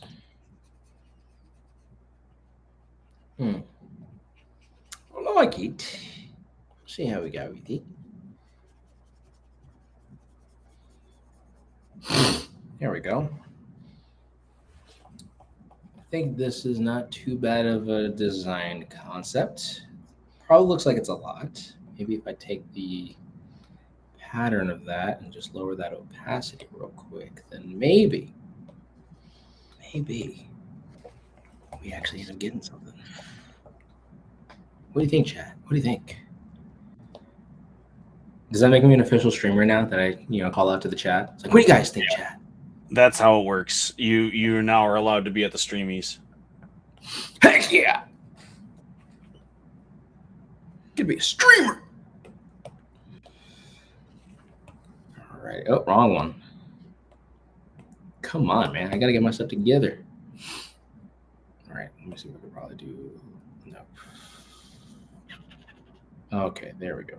Gotta do half opacity, so then it kind of shows just a little bit, not too much, just right. This is actually, I'm really starting to like this design a little bit. I feel like once I draw this character out in a proper pose, like, with like a gun or a sword or something like that, then I'll be like, all right, I believe we can make this work. Plus, I can see this character shapeshifting to some extent. Like, maybe her eye stalks kind of shrink into her face or whatever, and she has that like a squid-like effect to like camouflage underneath, the seafloor or whatnot. I can totally see her using that to her advantage. Maybe the eye stalks play like a different type of facial structure. Maybe it might play as like, an ear shape, or it could play into like a nose shape, or maybe the different kind of eyebrow. I don't know, something like that. That would be very twisted and very weird. What do y'all think about that? That is, what would the name of this character be, though?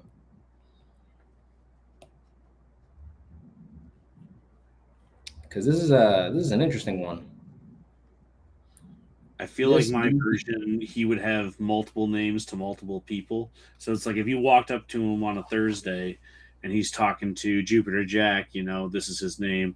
And then about 15 minutes later, when the cops came over, they're like, do you know that guy, Fred? And like, oh, no, of course not. You know what I mean? Like, it would be a different name to everybody. This guy a day in my life. I don't know who you're talking about. Exactly. I'm just the guy who's he is. But then all of a sudden just changes his voice, going like, well, it just happens to be that I know this person from this sector of the galaxy over there. But and like just has like a weird, like different, like maybe different. The emitters can also do different alien voices, which that would be the idea, right? Because of the technology that he has. That like he would do all sorts of different voices depending on not just the language, but like what kind of language it is too. Like I love that. Also, as soon as you went into that voice, I'm like, so it's played by Joe Pesci, right? Like that's the only way that we could do this. Your guess is as good as mine, because I just do voices for the fun of it sometimes. I'm just doing it for the love of the game, realistically speaking.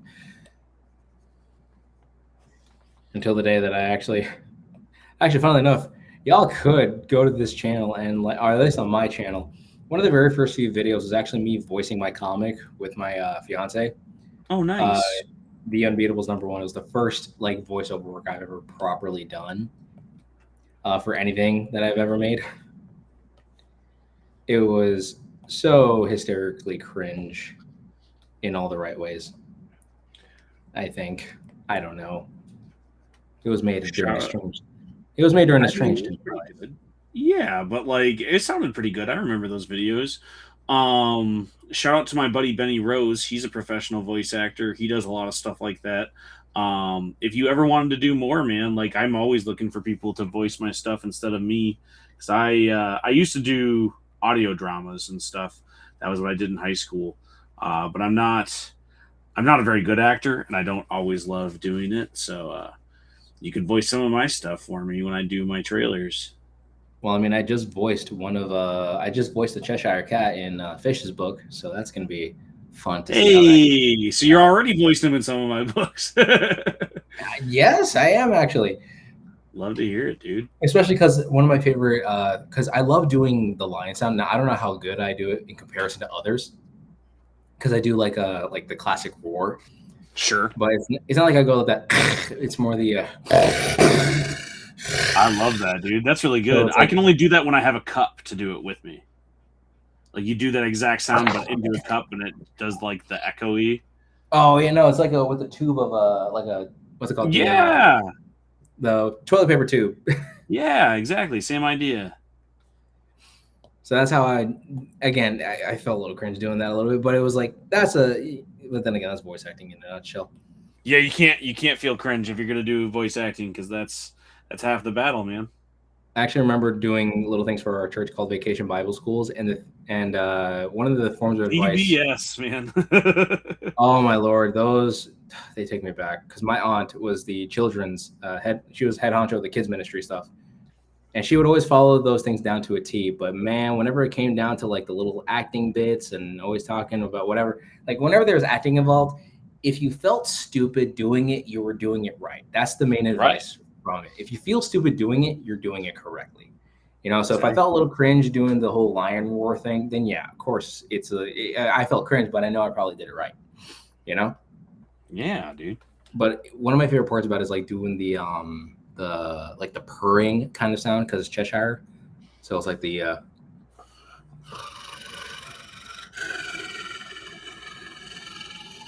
that's really good. Yeah, but it's yeah. So it's like that purring sound because it's Cheshire. So I'm like, okay. So I was trying to play onto that and whatnot. Heck, I even remember doing a voice work for something we did for our youth ministry because it was all about like, you know, being rooted in Christ. And it was and one of the first videos that they saw was like, I played like this Australian character named Ed Root. And, you know, it's like, oh, look at this. It's all like this, that, whatever. And the little squirrel attacks me and I go, oh, crikey. You know, it was a whole... It was a whole thing. And then when the teenagers came back, they were like absolute cinema. They were just loving it. I love it. Oh, but yeah, this is a lot of fun. This was very interesting. Getting to show off these ideas for characters that we got going on over here. Yeah, thanks for having me, dude. I'm signing my work right here. All right, now let's actually get that on a bigger display. We got to show that one off proper because that deserves to be shown off. Look at that.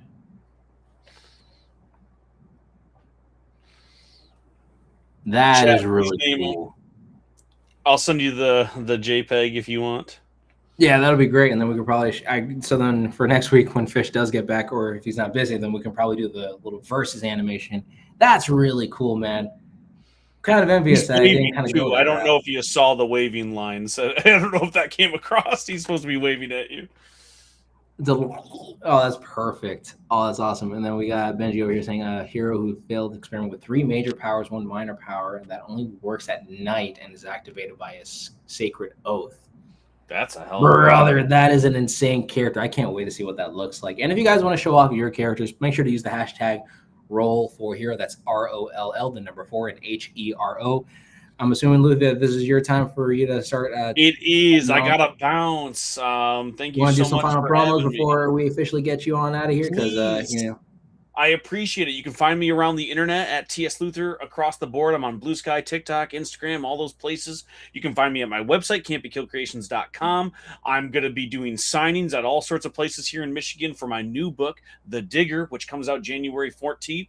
It's basically What If Indiana Jones Hunted Short Round. It's available in all your local comic book shops, and you can pre-order issue 2 right now. It really does help. It makes sure that it's in the stores when you want to go pick it up on release. We're doing monthly releases, so the Digger issue 1 is coming out in January, February for issue 2, so on and so forth. It's only a 4-issue miniseries, and it's my first big break as a comic book writer. It's going to be in all the different shops. It's widely distributed. It's at a legit publisher in Invader Comics. You can order it at any comic book store that you want. So please do me a favor and go check that out. And if you see me online, please say hi. If you see me in person, definitely come and say hi. I'm at all the different Comic-Cons and all the different stuff. So thank you so much for having me, Esteban. I appreciate you. And I'm glad I could draw something much better than last time. I would be lying if I said I wasn't really practicing, trying to be ready if I got called up again. Hey, listen, practice makes improvement because there's no such thing as perfection.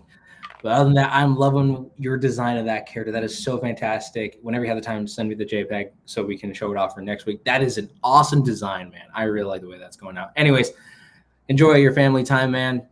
Tell the Will wife and the do. children I said hi. You keep it Will easy out there, do. all right, bud? All right, bye, guys. Now watch me Alrighty. awkwardly try to leave. I know, right? It's always the worst part. All right, and there was only two. And now there's only one. There's two little screens. There's only one of me. So, guys, what do you guys think? Miss Dobby. You guys think this character's name would be Miss Dobby? So, what do you guys think of my design? You think I could have done any more improvements with this design that I kind of got going on over here? What do y'all think? I mean, I did a lot of cool colors. I mean, this character could do a lot of shapeshifting, but I think this is like a fun little base form for now. And I feel like if I ever did this character in color, this would be a lot of fun to work with. You know, actually getting to see this character pair up with Jupiter Jack would be very interesting. So this is the second character I've seen Luther draw. Yeah. Well, hey, I'm glad you're able to see him draw on this stream here on Roll for Hero, where he rolled up a cracked out, crazy alien character. What do you guys think of this? Sorry for, again, I really shouldn't be super apologetic, but I really am. It's a horrible habit of mine. But first time having to take on the show on my own here, and I'm obviously doing what I can here, but I'm having a blast and I don't know about y'all, but this character design was a ton of fun to put together. I mean, it is interesting trying to use 7 different tentacles and whatnot. Well, would be interesting to see a cover of her going up against Jupiter Jack. You are not wrong, Benjamin. That is definitely a really cool comic book cover concept that I would love to check out myself, because that would be very, very interesting to draw. And probably once I do the Roll for Hero recap for next week, I'll be able to properly show that off. So this means I got a lot more drawing to do. You know, now that I got some potential things working up right now, got some other ideas on the go. You know, got some public domain adjacent ideas going up. Got some what's it called? Some ultra value. I'm no longer making knockoff like superheroes using public domain characters. I'm actually just going to go straight for making knockoff heroes on my own. You know, we have the whole public domain series where I'm going to take just public domain characters and just give them the proper revamp that I believe they deserve. Then we're just going to do the ultra value series where I'll just make 100% knockoff characters that are like of my own creation. That way I can use it on some of my own comics and my own endeavors and projects. Who knows? What do you guys think about that kind of stuff? Again, let me let me know all in the comments. This is what up, Unc? What up, Unc? I am Unc. What the heck is going on? How you doing? How you doing, Mark the Shark? We are, what's it called? You rocked as a host, and design of the character turned out awesome. Thank you so much. I really did enjoy this character design a lot. Getting to see this in a fun little, like weird westernish kind of style. I could do, personally, I feel like I could have done a little bit more, but I feel like less is more in this situation. So the fact that I'm able to work with, a very simplistic design really does say a lot. Plus, I can imagine this character would be a pain in the butt to color, but would be a ton of fun with the results. Like imagine her in a desert setting and you get to see her in that like tannish and like burgundy kind of stripe and polka dot colors as she's on that whole, setting and traversing through that kind of scene where she's properly in the ocean region with beautiful coral and blues and greens. Your ideas sound great. I'm looking forward to seeing them. Hey, listen, I can't wait to see where we go with this entire science fiction universe. Honestly, I thought I was going to be designing henchmen for this overall for Jupiter Jack, but I feel like that's got to be something that we got to do with like Mr. Fish and whatnot. So, what do you guys think? So, before we officially head out, or before we end it all here, because stream might have to run a little short, or it can go longer. Who knows? But what do you believe? Oh, you got to be kidding me! The future wife is just calling me.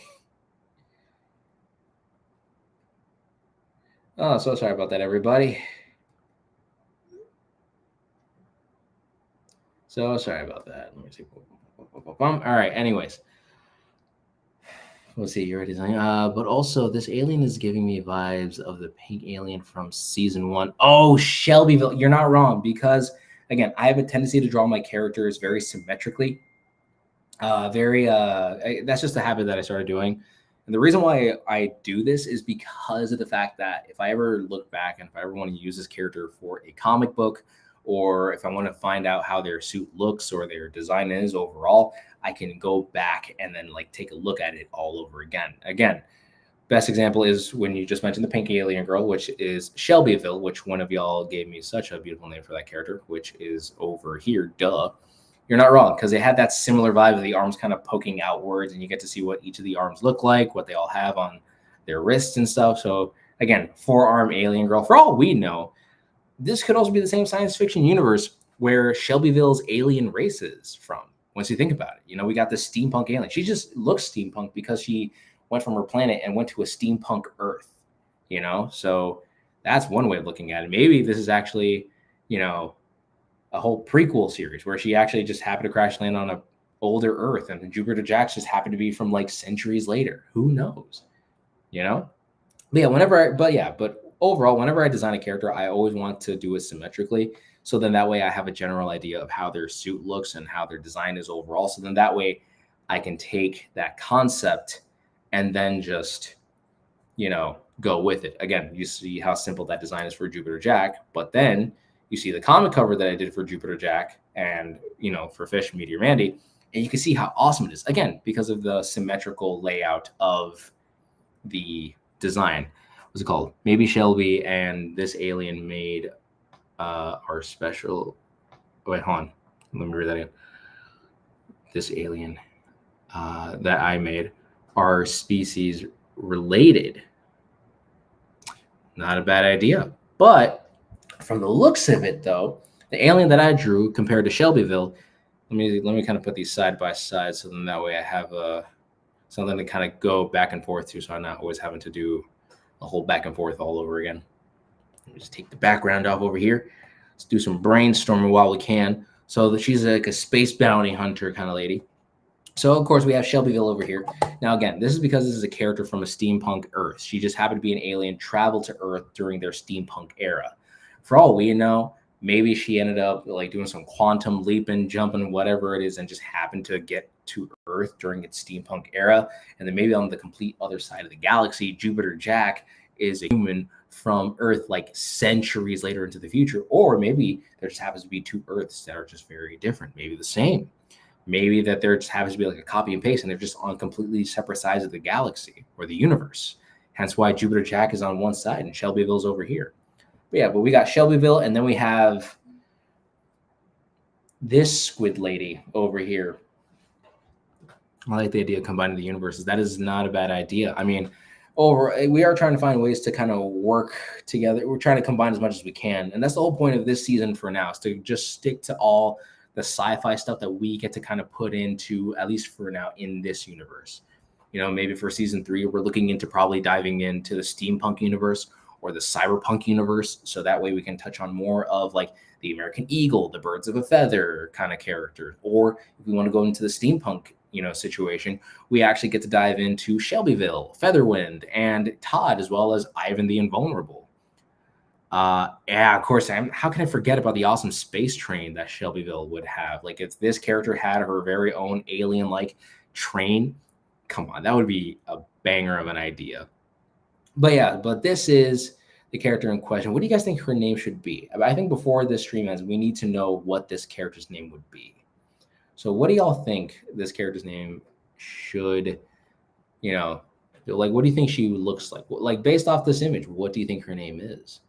You know, I could go off of some kind of a squid joke or some kind of a, you know, I could do something aquatic themed, but that would be a little bit too on nose or a little bit on brand, you know? It's very interesting stuff that we got going on over here. But yeah, so I tried finding ways to incorporate as much as I could. If you go for the cyberpunk universe and roll up a bunch of bird-themed characters, it would be crazy.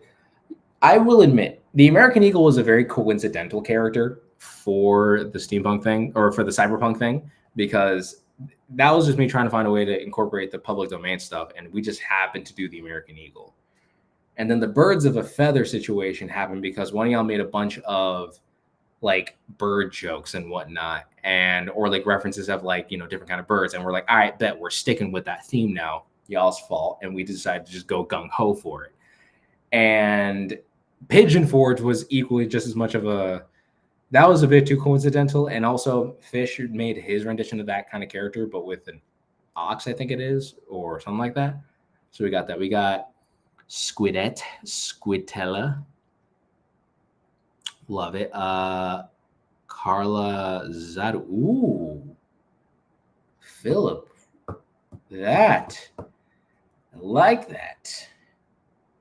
I still say Miss Dobby something, and I still say Miss Dobby something innocent, but her nickname is absolutely horrific. Ooh, okay. You know what? Okay, ready. I'm gonna take all three of your names that y'all suggested, and I'm gonna incorporate that into her character. So okay, brainstorm session. Let's do it. So she's actually a space bounty hunter, known throughout a small sector, or known throughout a small, throughout the small western sector of the galaxy. I can English. This character is a bounty huntress, right? She basically makes her living hunting down people, or happens to work for the highest bidder.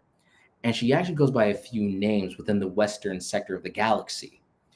She goes by, for those that are very chummy with her, and for those that happen to be very buddy buddy, she goes by Squitella, right? Very beauteous, a very charlatan kind of a name. She's in a high profile kind of a situation with like higher end nobles, corrupted or noble, or some in between. She's that kind of person that would find jobs and works with them. She would be known as Squitella. Her real name would be Carla Zaru, right? Carla Zaru would be like her proper, like actual, like legal name by her planet's situation. And then it turns out when you tick her off, or if you happen to be her target, if you're on her end of her blaster or laser pistol or whatever that is, she goes by Miss Dobby. I feel like that's like a really cool way to kind of incorporate the different naming conventions for this one character. You have, it's like, the legendary Kara Zaru, the best bounty hunter within this sector of the galaxy. I see that we could make an arrangement here. Or, if someone tries to be all chummy with her, but she's not vibing with it, she's like, oh, Squintella. Hold back now. I never said we were that. It's like, we're close, but we're not that close.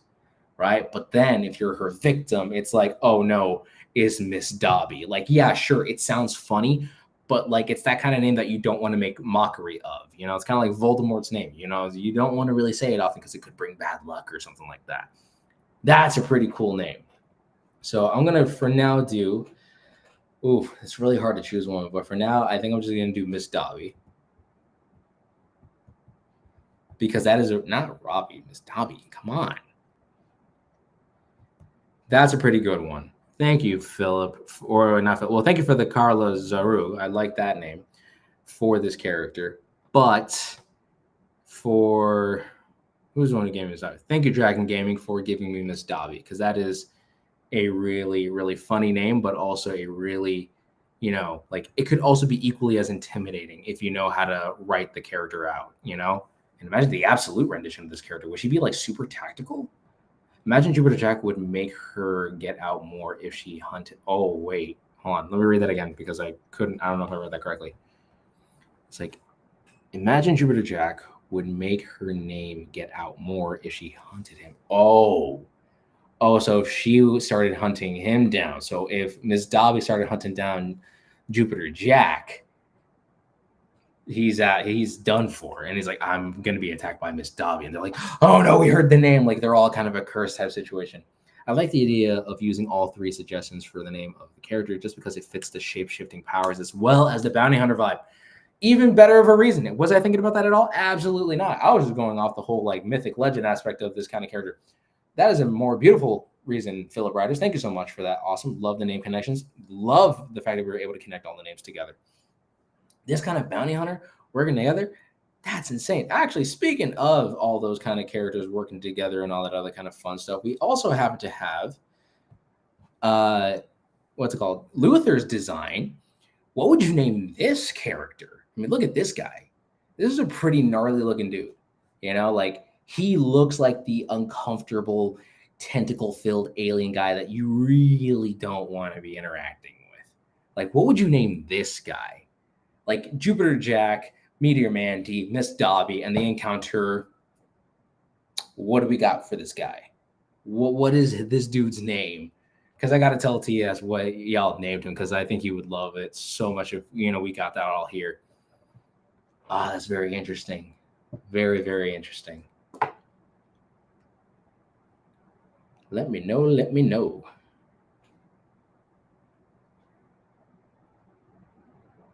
Or not. I don't know. But I think for now, I think we had a pretty good standstill with Miss Dobby as the character here because that's a lot of fun to work with. And let me see if I get them side by side. Perfect. Look at that. We got Miss Dobby and pending name. Or Gnarl. It'd be a weird name. Dernosby? Dernosby? I would take the Dur away and just call him Nosby because I feel like that would be that kind of name unless Tia says otherwise. Feel like it screams the name Drudge. Dranosby. Durnosby. Drunosby. Drudge. Drusby. Drudgeby.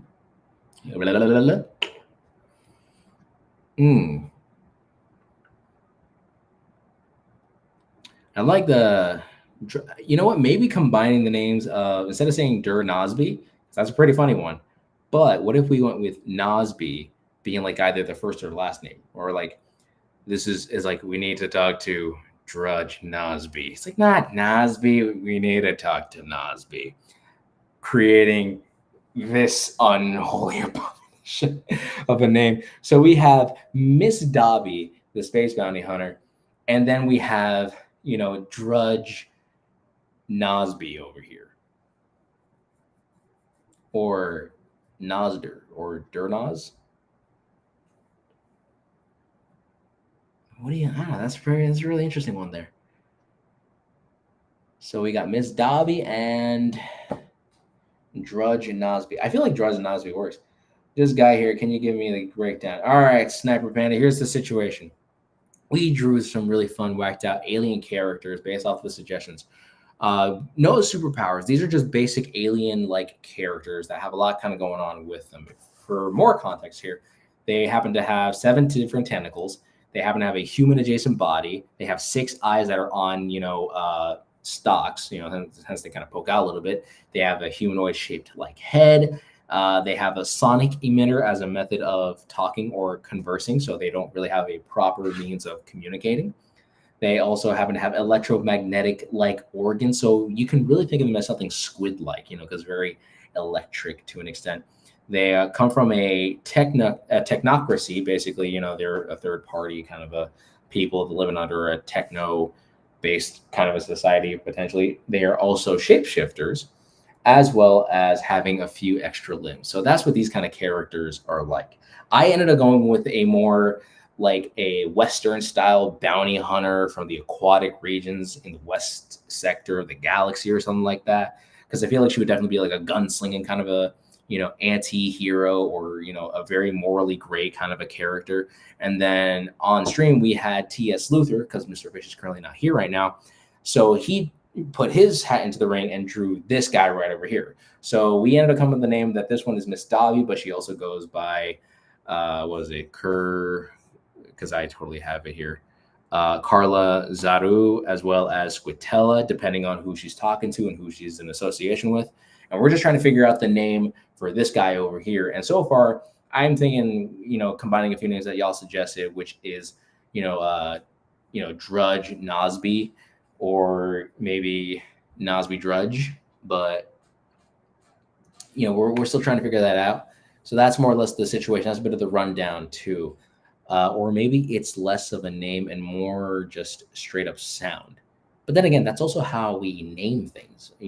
My name to y'all is Uncle E, but that's also sounds. It's Uncle E. It's like, that's how we sound. That's just a series of sounds. We just have an association. So I like the idea of Dernosby, but I feel like Drudge Nosby would be a really interesting one. Or Nosby Drudge. I feel like is a fun way of like trying to make it sound soft. Like I feel like that's a name that softens the blow to how he looks.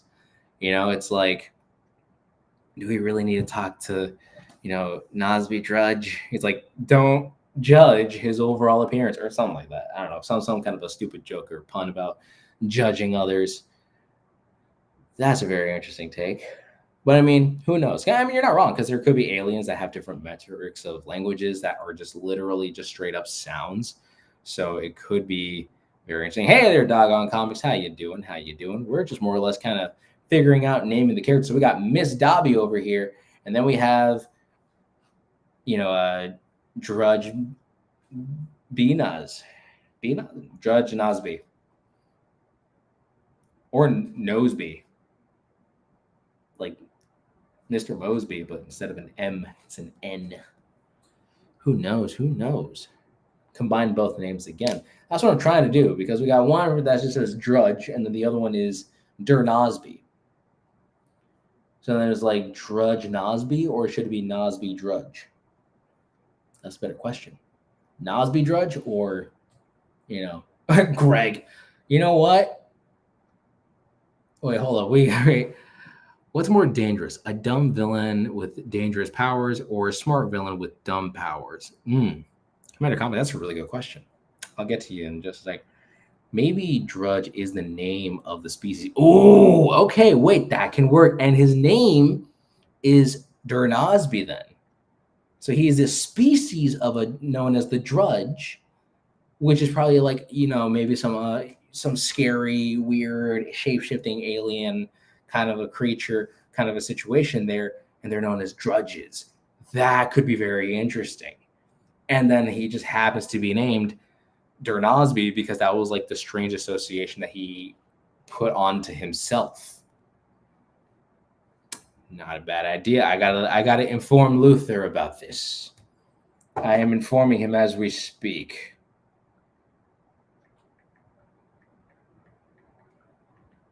There we go.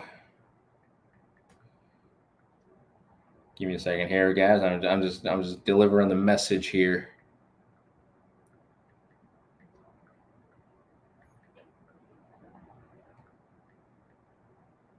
There we go.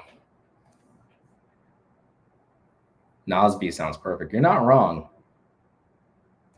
You're not wrong. Well, I kind of figured out a way to combine the major power of transforming matter with the power of energy projection by shapeshifting the energies matter the character made. Wow. Y'all getting really creative. That's why you guys really understand. That's why I really love this show. The fact that we're really challenged. Like, even though we have the same power sets and everything, it's the fact that you have to try to find a way to make it different or keep it the same, but make it its own thing. It's like if I want to make a character with bug-based abilities, sure, I can make him climb on walls and have extra senses, make him strong. But who's to say I'm just knocking off Spider-Man, What makes my character different, even if I have something similar to what Spider-Man has? Again, you just got to go for it and just like take those similarities, but make it your own. And that's what I love about this show is that we're taking things that we've already had established. But the fact that y'all are taking it to a very different direction, giving it a unique power system, making it its own thing, that is very interesting. And that's the reason why I very much enjoy this overall thing here. Let's see, like maybe this species didn't have names, so he added that to it, like thing one, thing two. Ooh, it's not a bad idea. Maybe there could be a group of scientists that call them the Drudge, because maybe that's like one of the sounds that someone made when they were being attacked by one. Who knows? The possibilities are endless here, especially now that we're in an entire sci-fi type of situation and whatnot. Oh my Lord, you guys have no idea how much I really want to make a full-blown comic book with Jupiter Jack, Meteor Mandy, and now Miss Dobby and, Nosby, if we ever decide to use him in any way, shape, or form. Of course, royalties have to go to TS, respectively so, because, he would probably write the Absolute series and would make him the main character. Or, this is kind of out of respect. That's not a bad idea, Sniper Pen. That's a pretty fun idea. But what do y'all think of my rendition of this character? What would you guys have done differently if you were given exactly the stuff that we ended up rolling today? How would you have gone about designing this character?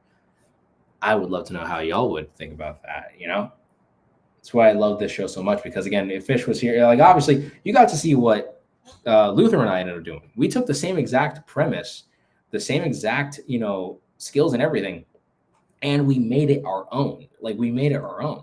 You guys to see what I did. You see what Luther did. Imagine if Mr. Fish was here and he did his rendition. Unfortunately, he's not. But I mean, look at that. Two very different renditions of these characters. I'm a little envious of Luther's idea because he went with a more creepy direction, and I went with a more like gung ho kind of a Western kind of an idea. Dose of the drugs have lie. Whoa, hold on. Either I read that crazy. Oh wait, there we go. It does. Does the drug that lie Wolverine's claws that come out of his arms, but like single blades? Maybe. Either I'm not reading that right, or potentially. You should make characters based off Ben 10, but instead of turning into aliens, the character should turn into monsters for the future comic. For a future comic. Love Ben 10, the classic series. Would love. I would have changed the clothing a little to look like sci-fi assassin type. Okay. To look more sci-fi assassin type. Okay, I see where you're coming from. Okay. Hey, how you doing, Katie from Facebook? How you doing? We just showing off these cool RPs that we just more or less finished, rolling up and all that other kind of fun stuff. I missed that. Don't worry, I'm having a hard time reading as it is. And the funny thing is I'm trying to get into comics as a full-time thing, so that's always fun. And funnily enough, I actually have this idea since we're on here. And Mr. Luther commented that he loved the name. He loved it. We accomplished it. We win, guys. We ended up winning Roll for Hero. That's how you do it. Stringer, that concept sounds like Nemetrix. Oh yeah, you're not entirely wrong, because that is like the Nemesis Matrix. The Nemetrix. It's the evil variation of the Omnitrix, is what has happened. Is what it is there. I see what you're saying there. But funnily enough, I actually had this idea of taking the exact concept of Ben 10, but tying it to the original roots of a DC comic concept called Dial H for Hero. So it was by sheer coincidence, because the guys at Man of Action had no idea that the comic book series Dial H for Hero was a thing. They had no idea about it. But I had this idea for a cool like cartoon or a comic book concept called Speed Dial. And it's basically like Ben 10, but it's done with the phone. And if anyone knows like the more modern renditions of Dial H for Hero, it's either like this strange magical telephone, or it's like a telephone dial, the one that you have to spin and it has to go all the way back kind of a thing. Yeah, it's one of those old ones. So the main character would actually like try to, like in the older comics, if you dialed HERO, it would turn you into a hero. In the newer comic, it's more like the red phone, like what Batman uses for the Adam West series. And it puts you in a little telephone box like how Superman does, turning you into a random superhero. Anyways, have you seen Stranger Things season 5? No, I have not. And honestly, I don't know if I really want to. No hate to the cast or to anything like that. Just, for me, it kind of died off. The love for it just kind of just faded for me. Maybe if I ever get into that mood, probably. Oh, that is a good one. Comic book. All right, let me see. Funny enough, Ben 10 was supposed to be an X-Men. Interesting. Because, those guys did relatively work for some comic companies. I think they work for Marvel, Man of Action. Rotary. Yeah, that's the rotary phone. Yep, that was the concept. So my concept for a show would be called Speed Dial. And you guys would actually follow a kid by the name of Max Dialton and his overall adventures. And he gets this strange interdimensional phone. And it turns out it just has a bunch of these little apps or whatever. And if he taps on one of those apps, all of a sudden it turns into he'll transform into the said, hero or whatever. Again, I haven't fully worked out the details, but it's like Ben 10, but with proper superheroes instead of aliens, which probably wouldn't be as iconic.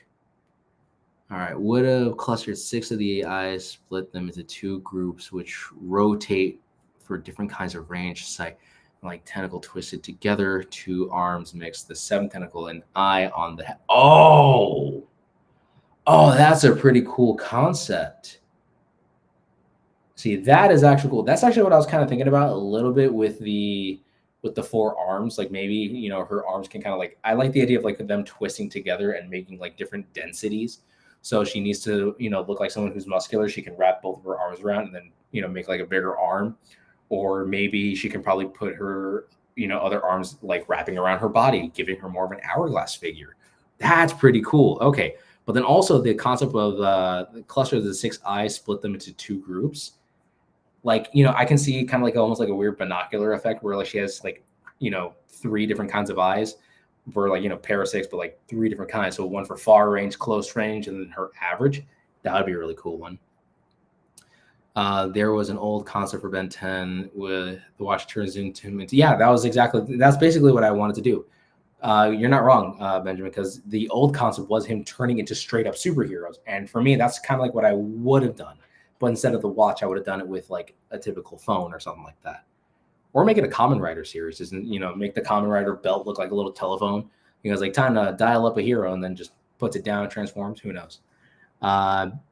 Exactly. I love hearing out the H dial, the Nematrix. Man, I miss the good old days of classic comic shows and comics. Yes, like binoculars. Okay, so then like if I had to redo the character again, I would then do like the 6 binocular kind of a thing. That would be cool. So does the Drudge have like claws like Wolverine or Saber? Okay, so if you're looking at the little blue thing right over here, that's actually just the character waving his tentacle hand. It's not really a claw or anything like that.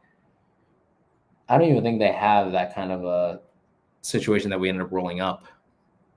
You know, because they have electromagnetic organs. So again, I'm thinking like with electromagnetic organs that they're probably some kind of an alien that's very, very squid based. Again, squids don't, to my knowledge, they don't have anything, you know, bone related, unless you're probably talking about their beak that they have and as their mouth or whatever. But the idea of them having that kind of like, you know, neuro link to their whole body, but they happen to have a more humanoid shape.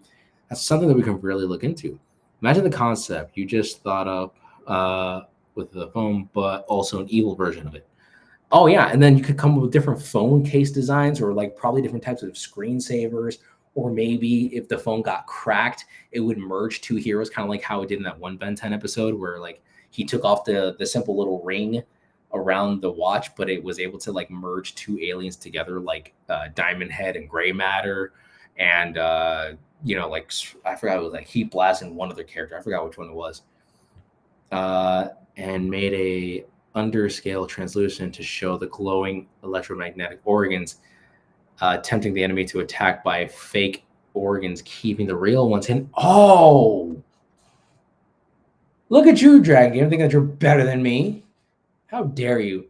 It would be funny if you rolled up a hero that you just thought of in the series. Honestly, that would actually be a really fun series to dive into. Like we just rolled up a bunch of random heroes, but those are like the heroes for speed dial, the phone-based hero concept. Or like I said, I wouldn't even mind turning that into a Kamen Rider like series where maybe they dial up a specific number, they put their phone onto the belt, and then they transform into, you know, a more armored suit rendition of that kind of character. So the Drudge, all right, let me see. So the Drudge can become living EMPs because of their electrical organs. You know, that's probably not a, you know what? That could be the case. They're very electrical based. They're very, you know, very interesting like that. The belt is just a whole phone and dial, and take the phone off the receiver and hold it to the ear with your hand and shout out Henshin. Honestly, that's kind of what I'm thinking, you know, like just kind of like that would be so hilarious. Honestly, you see, that's where it's really different, because I can go the Ben 10 route and do like a typical smartphone type of situation, or I could go the full blown Kamen Rider effect and just do like the typical phone with the rotary dial on it, and like, you know, be like time to call up a hero, you know, dial up the character and then hit the phone down, or maybe, or if anything, dial it up, pick it up, Henshin, transform, but you get to transform into a different type of suit of armor. That would be really cool. Heat Blast plus Ripjaws, but also there were 4-armed Stinkfly, and yeah, you're not wrong. That episode where they combined the aliens together, it's not a bad idea. Uncle E, I've been trying to tell you this earlier. Actually, I mean, thank you for telling me now. It's now made to clear to me, and I'm so happy about that. Oh man, I'm having a blast here, guys. But hey, while I got you all here on this stream, I know that since there's nobody else around here, might as well kind of give you all some fun little updates as to some things I'm going to be doing for the channel. At least on my channel. For one, definitely gonna pick up back onto some of the public domain stuff. I got a few thumbnails already made. Like I said, I'm drawing the Black Terror, redesigning him. So that's going to be called either the Heroes of Gold or just the simple, just public domain redesign series. Just taking classic public domain characters and just redesigning them for what they should be. So can the Drudge fly on electric in the air? That depends. Again, I feel like we would have to ask T.S. Luther this because he's the guy who designed his rendition of the alien, and I decided to just go with a whole different concept. But real quick to kind of shout out a few of the other things I have going on. So I'm going to do the public domain redesign series. I'm going to start the Ultra Value series where I'm making 100% knockoff characters of like Marvel, DC, whatever, all in good fun, or in the off chance that I'll ever use it for a comic. At least I'll, again, it's like tongue-in-cheek, very fun kind of stuff. I also happen to have a few other ideas I want to mention. The Ultra Squadron stuff. It's like my own rendition of the Power Rangers. Something that I want to work on at some point. And I mean, obviously, since we're talking about the speed dial thing, this would probably be my first Kamen Rider concept if I ever decide to go with that. Imagine a villain had speed dial's powers, like the Albedo situation for the Nemetrix situation. Okay. See, that's what I like. I actually like this idea of like, there are different phone users and they go like obviously like multiversal style. I could see this being like a Ben 10 omniverse type situation where they dive into different universes, probably having to come across different cell phone users or, cell users or something like that. And it's not like just the main character of Maxwell Dialton. It could also be maybe like his best friend instead of him, or his crush actually having the device instead of him or something like that. Like I can see that becoming a really interesting concept, but then also what would the villains be for that entire show? Would it be other people that have phones, or would it be monsters? Would it be aliens? Would it be someone trying to get the interdimensional phone? Would it be a former hero concept that was once in the phone and now is made free? These are the real questions that we need to ask if we're going to make speed dial into a cool concept. But outside of that, though, I feel like I've been yapping for way too long. But hold on a second. What do we got going on here? That's a brilliant idea. What if the phones could just have a feature that could the omniverse style where the characters have okay. It's a brilliant idea. What if the phones could just have a feature that could call the omniverse? I'm sorry, because that part's kind of confusing me. The way that either I'm not reading that correctly or I'm just horrifically dyslexic. Sweet. I would probably try to make my own powers with the Dial H phone. It's not even a bad idea. Honestly, I would want to make a whole probably. Would you guys want to see a concept corner video about that? I only did a concept corner for kaiju food truck hunters or food truck kaiju hunters, but would you guys ever want to see like a concept corner for speed dial? It's like a Ben 10 but more phone acquainted. Would you want it to be more of a Kamen Rider thing? Would you want it to be more like a Pepper Ben 10 knockoff?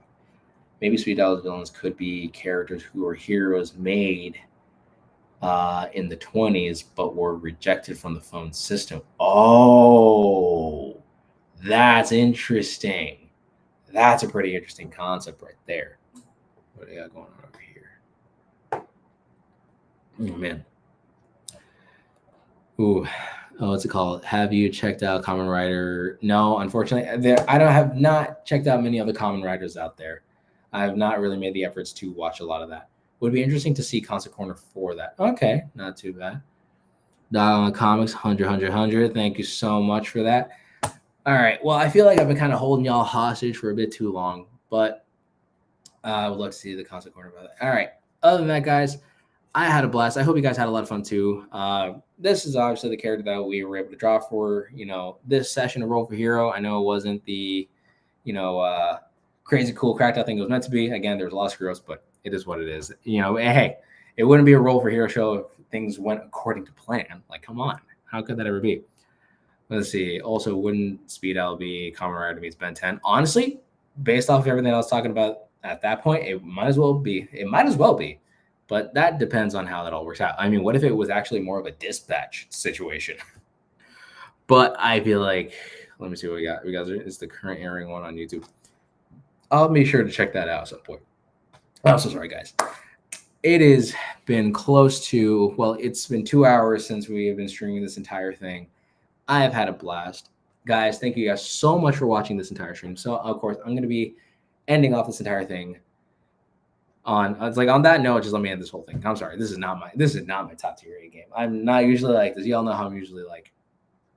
So anyways, to my fellow weirdos out there, make sure to follow these 3 simple rules. Make sure to stay awesome, make sure to stay weird, and always keep life to the easiest. And always remember that art inspires all, but you can inspire more. And of course, everyone out there, never forget to, of course, stay ultra. Roll for hero.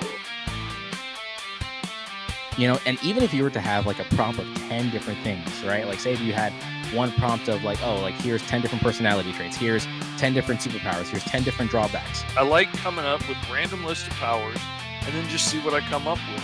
Imagine rolling just those things every single time. It's always going to vary.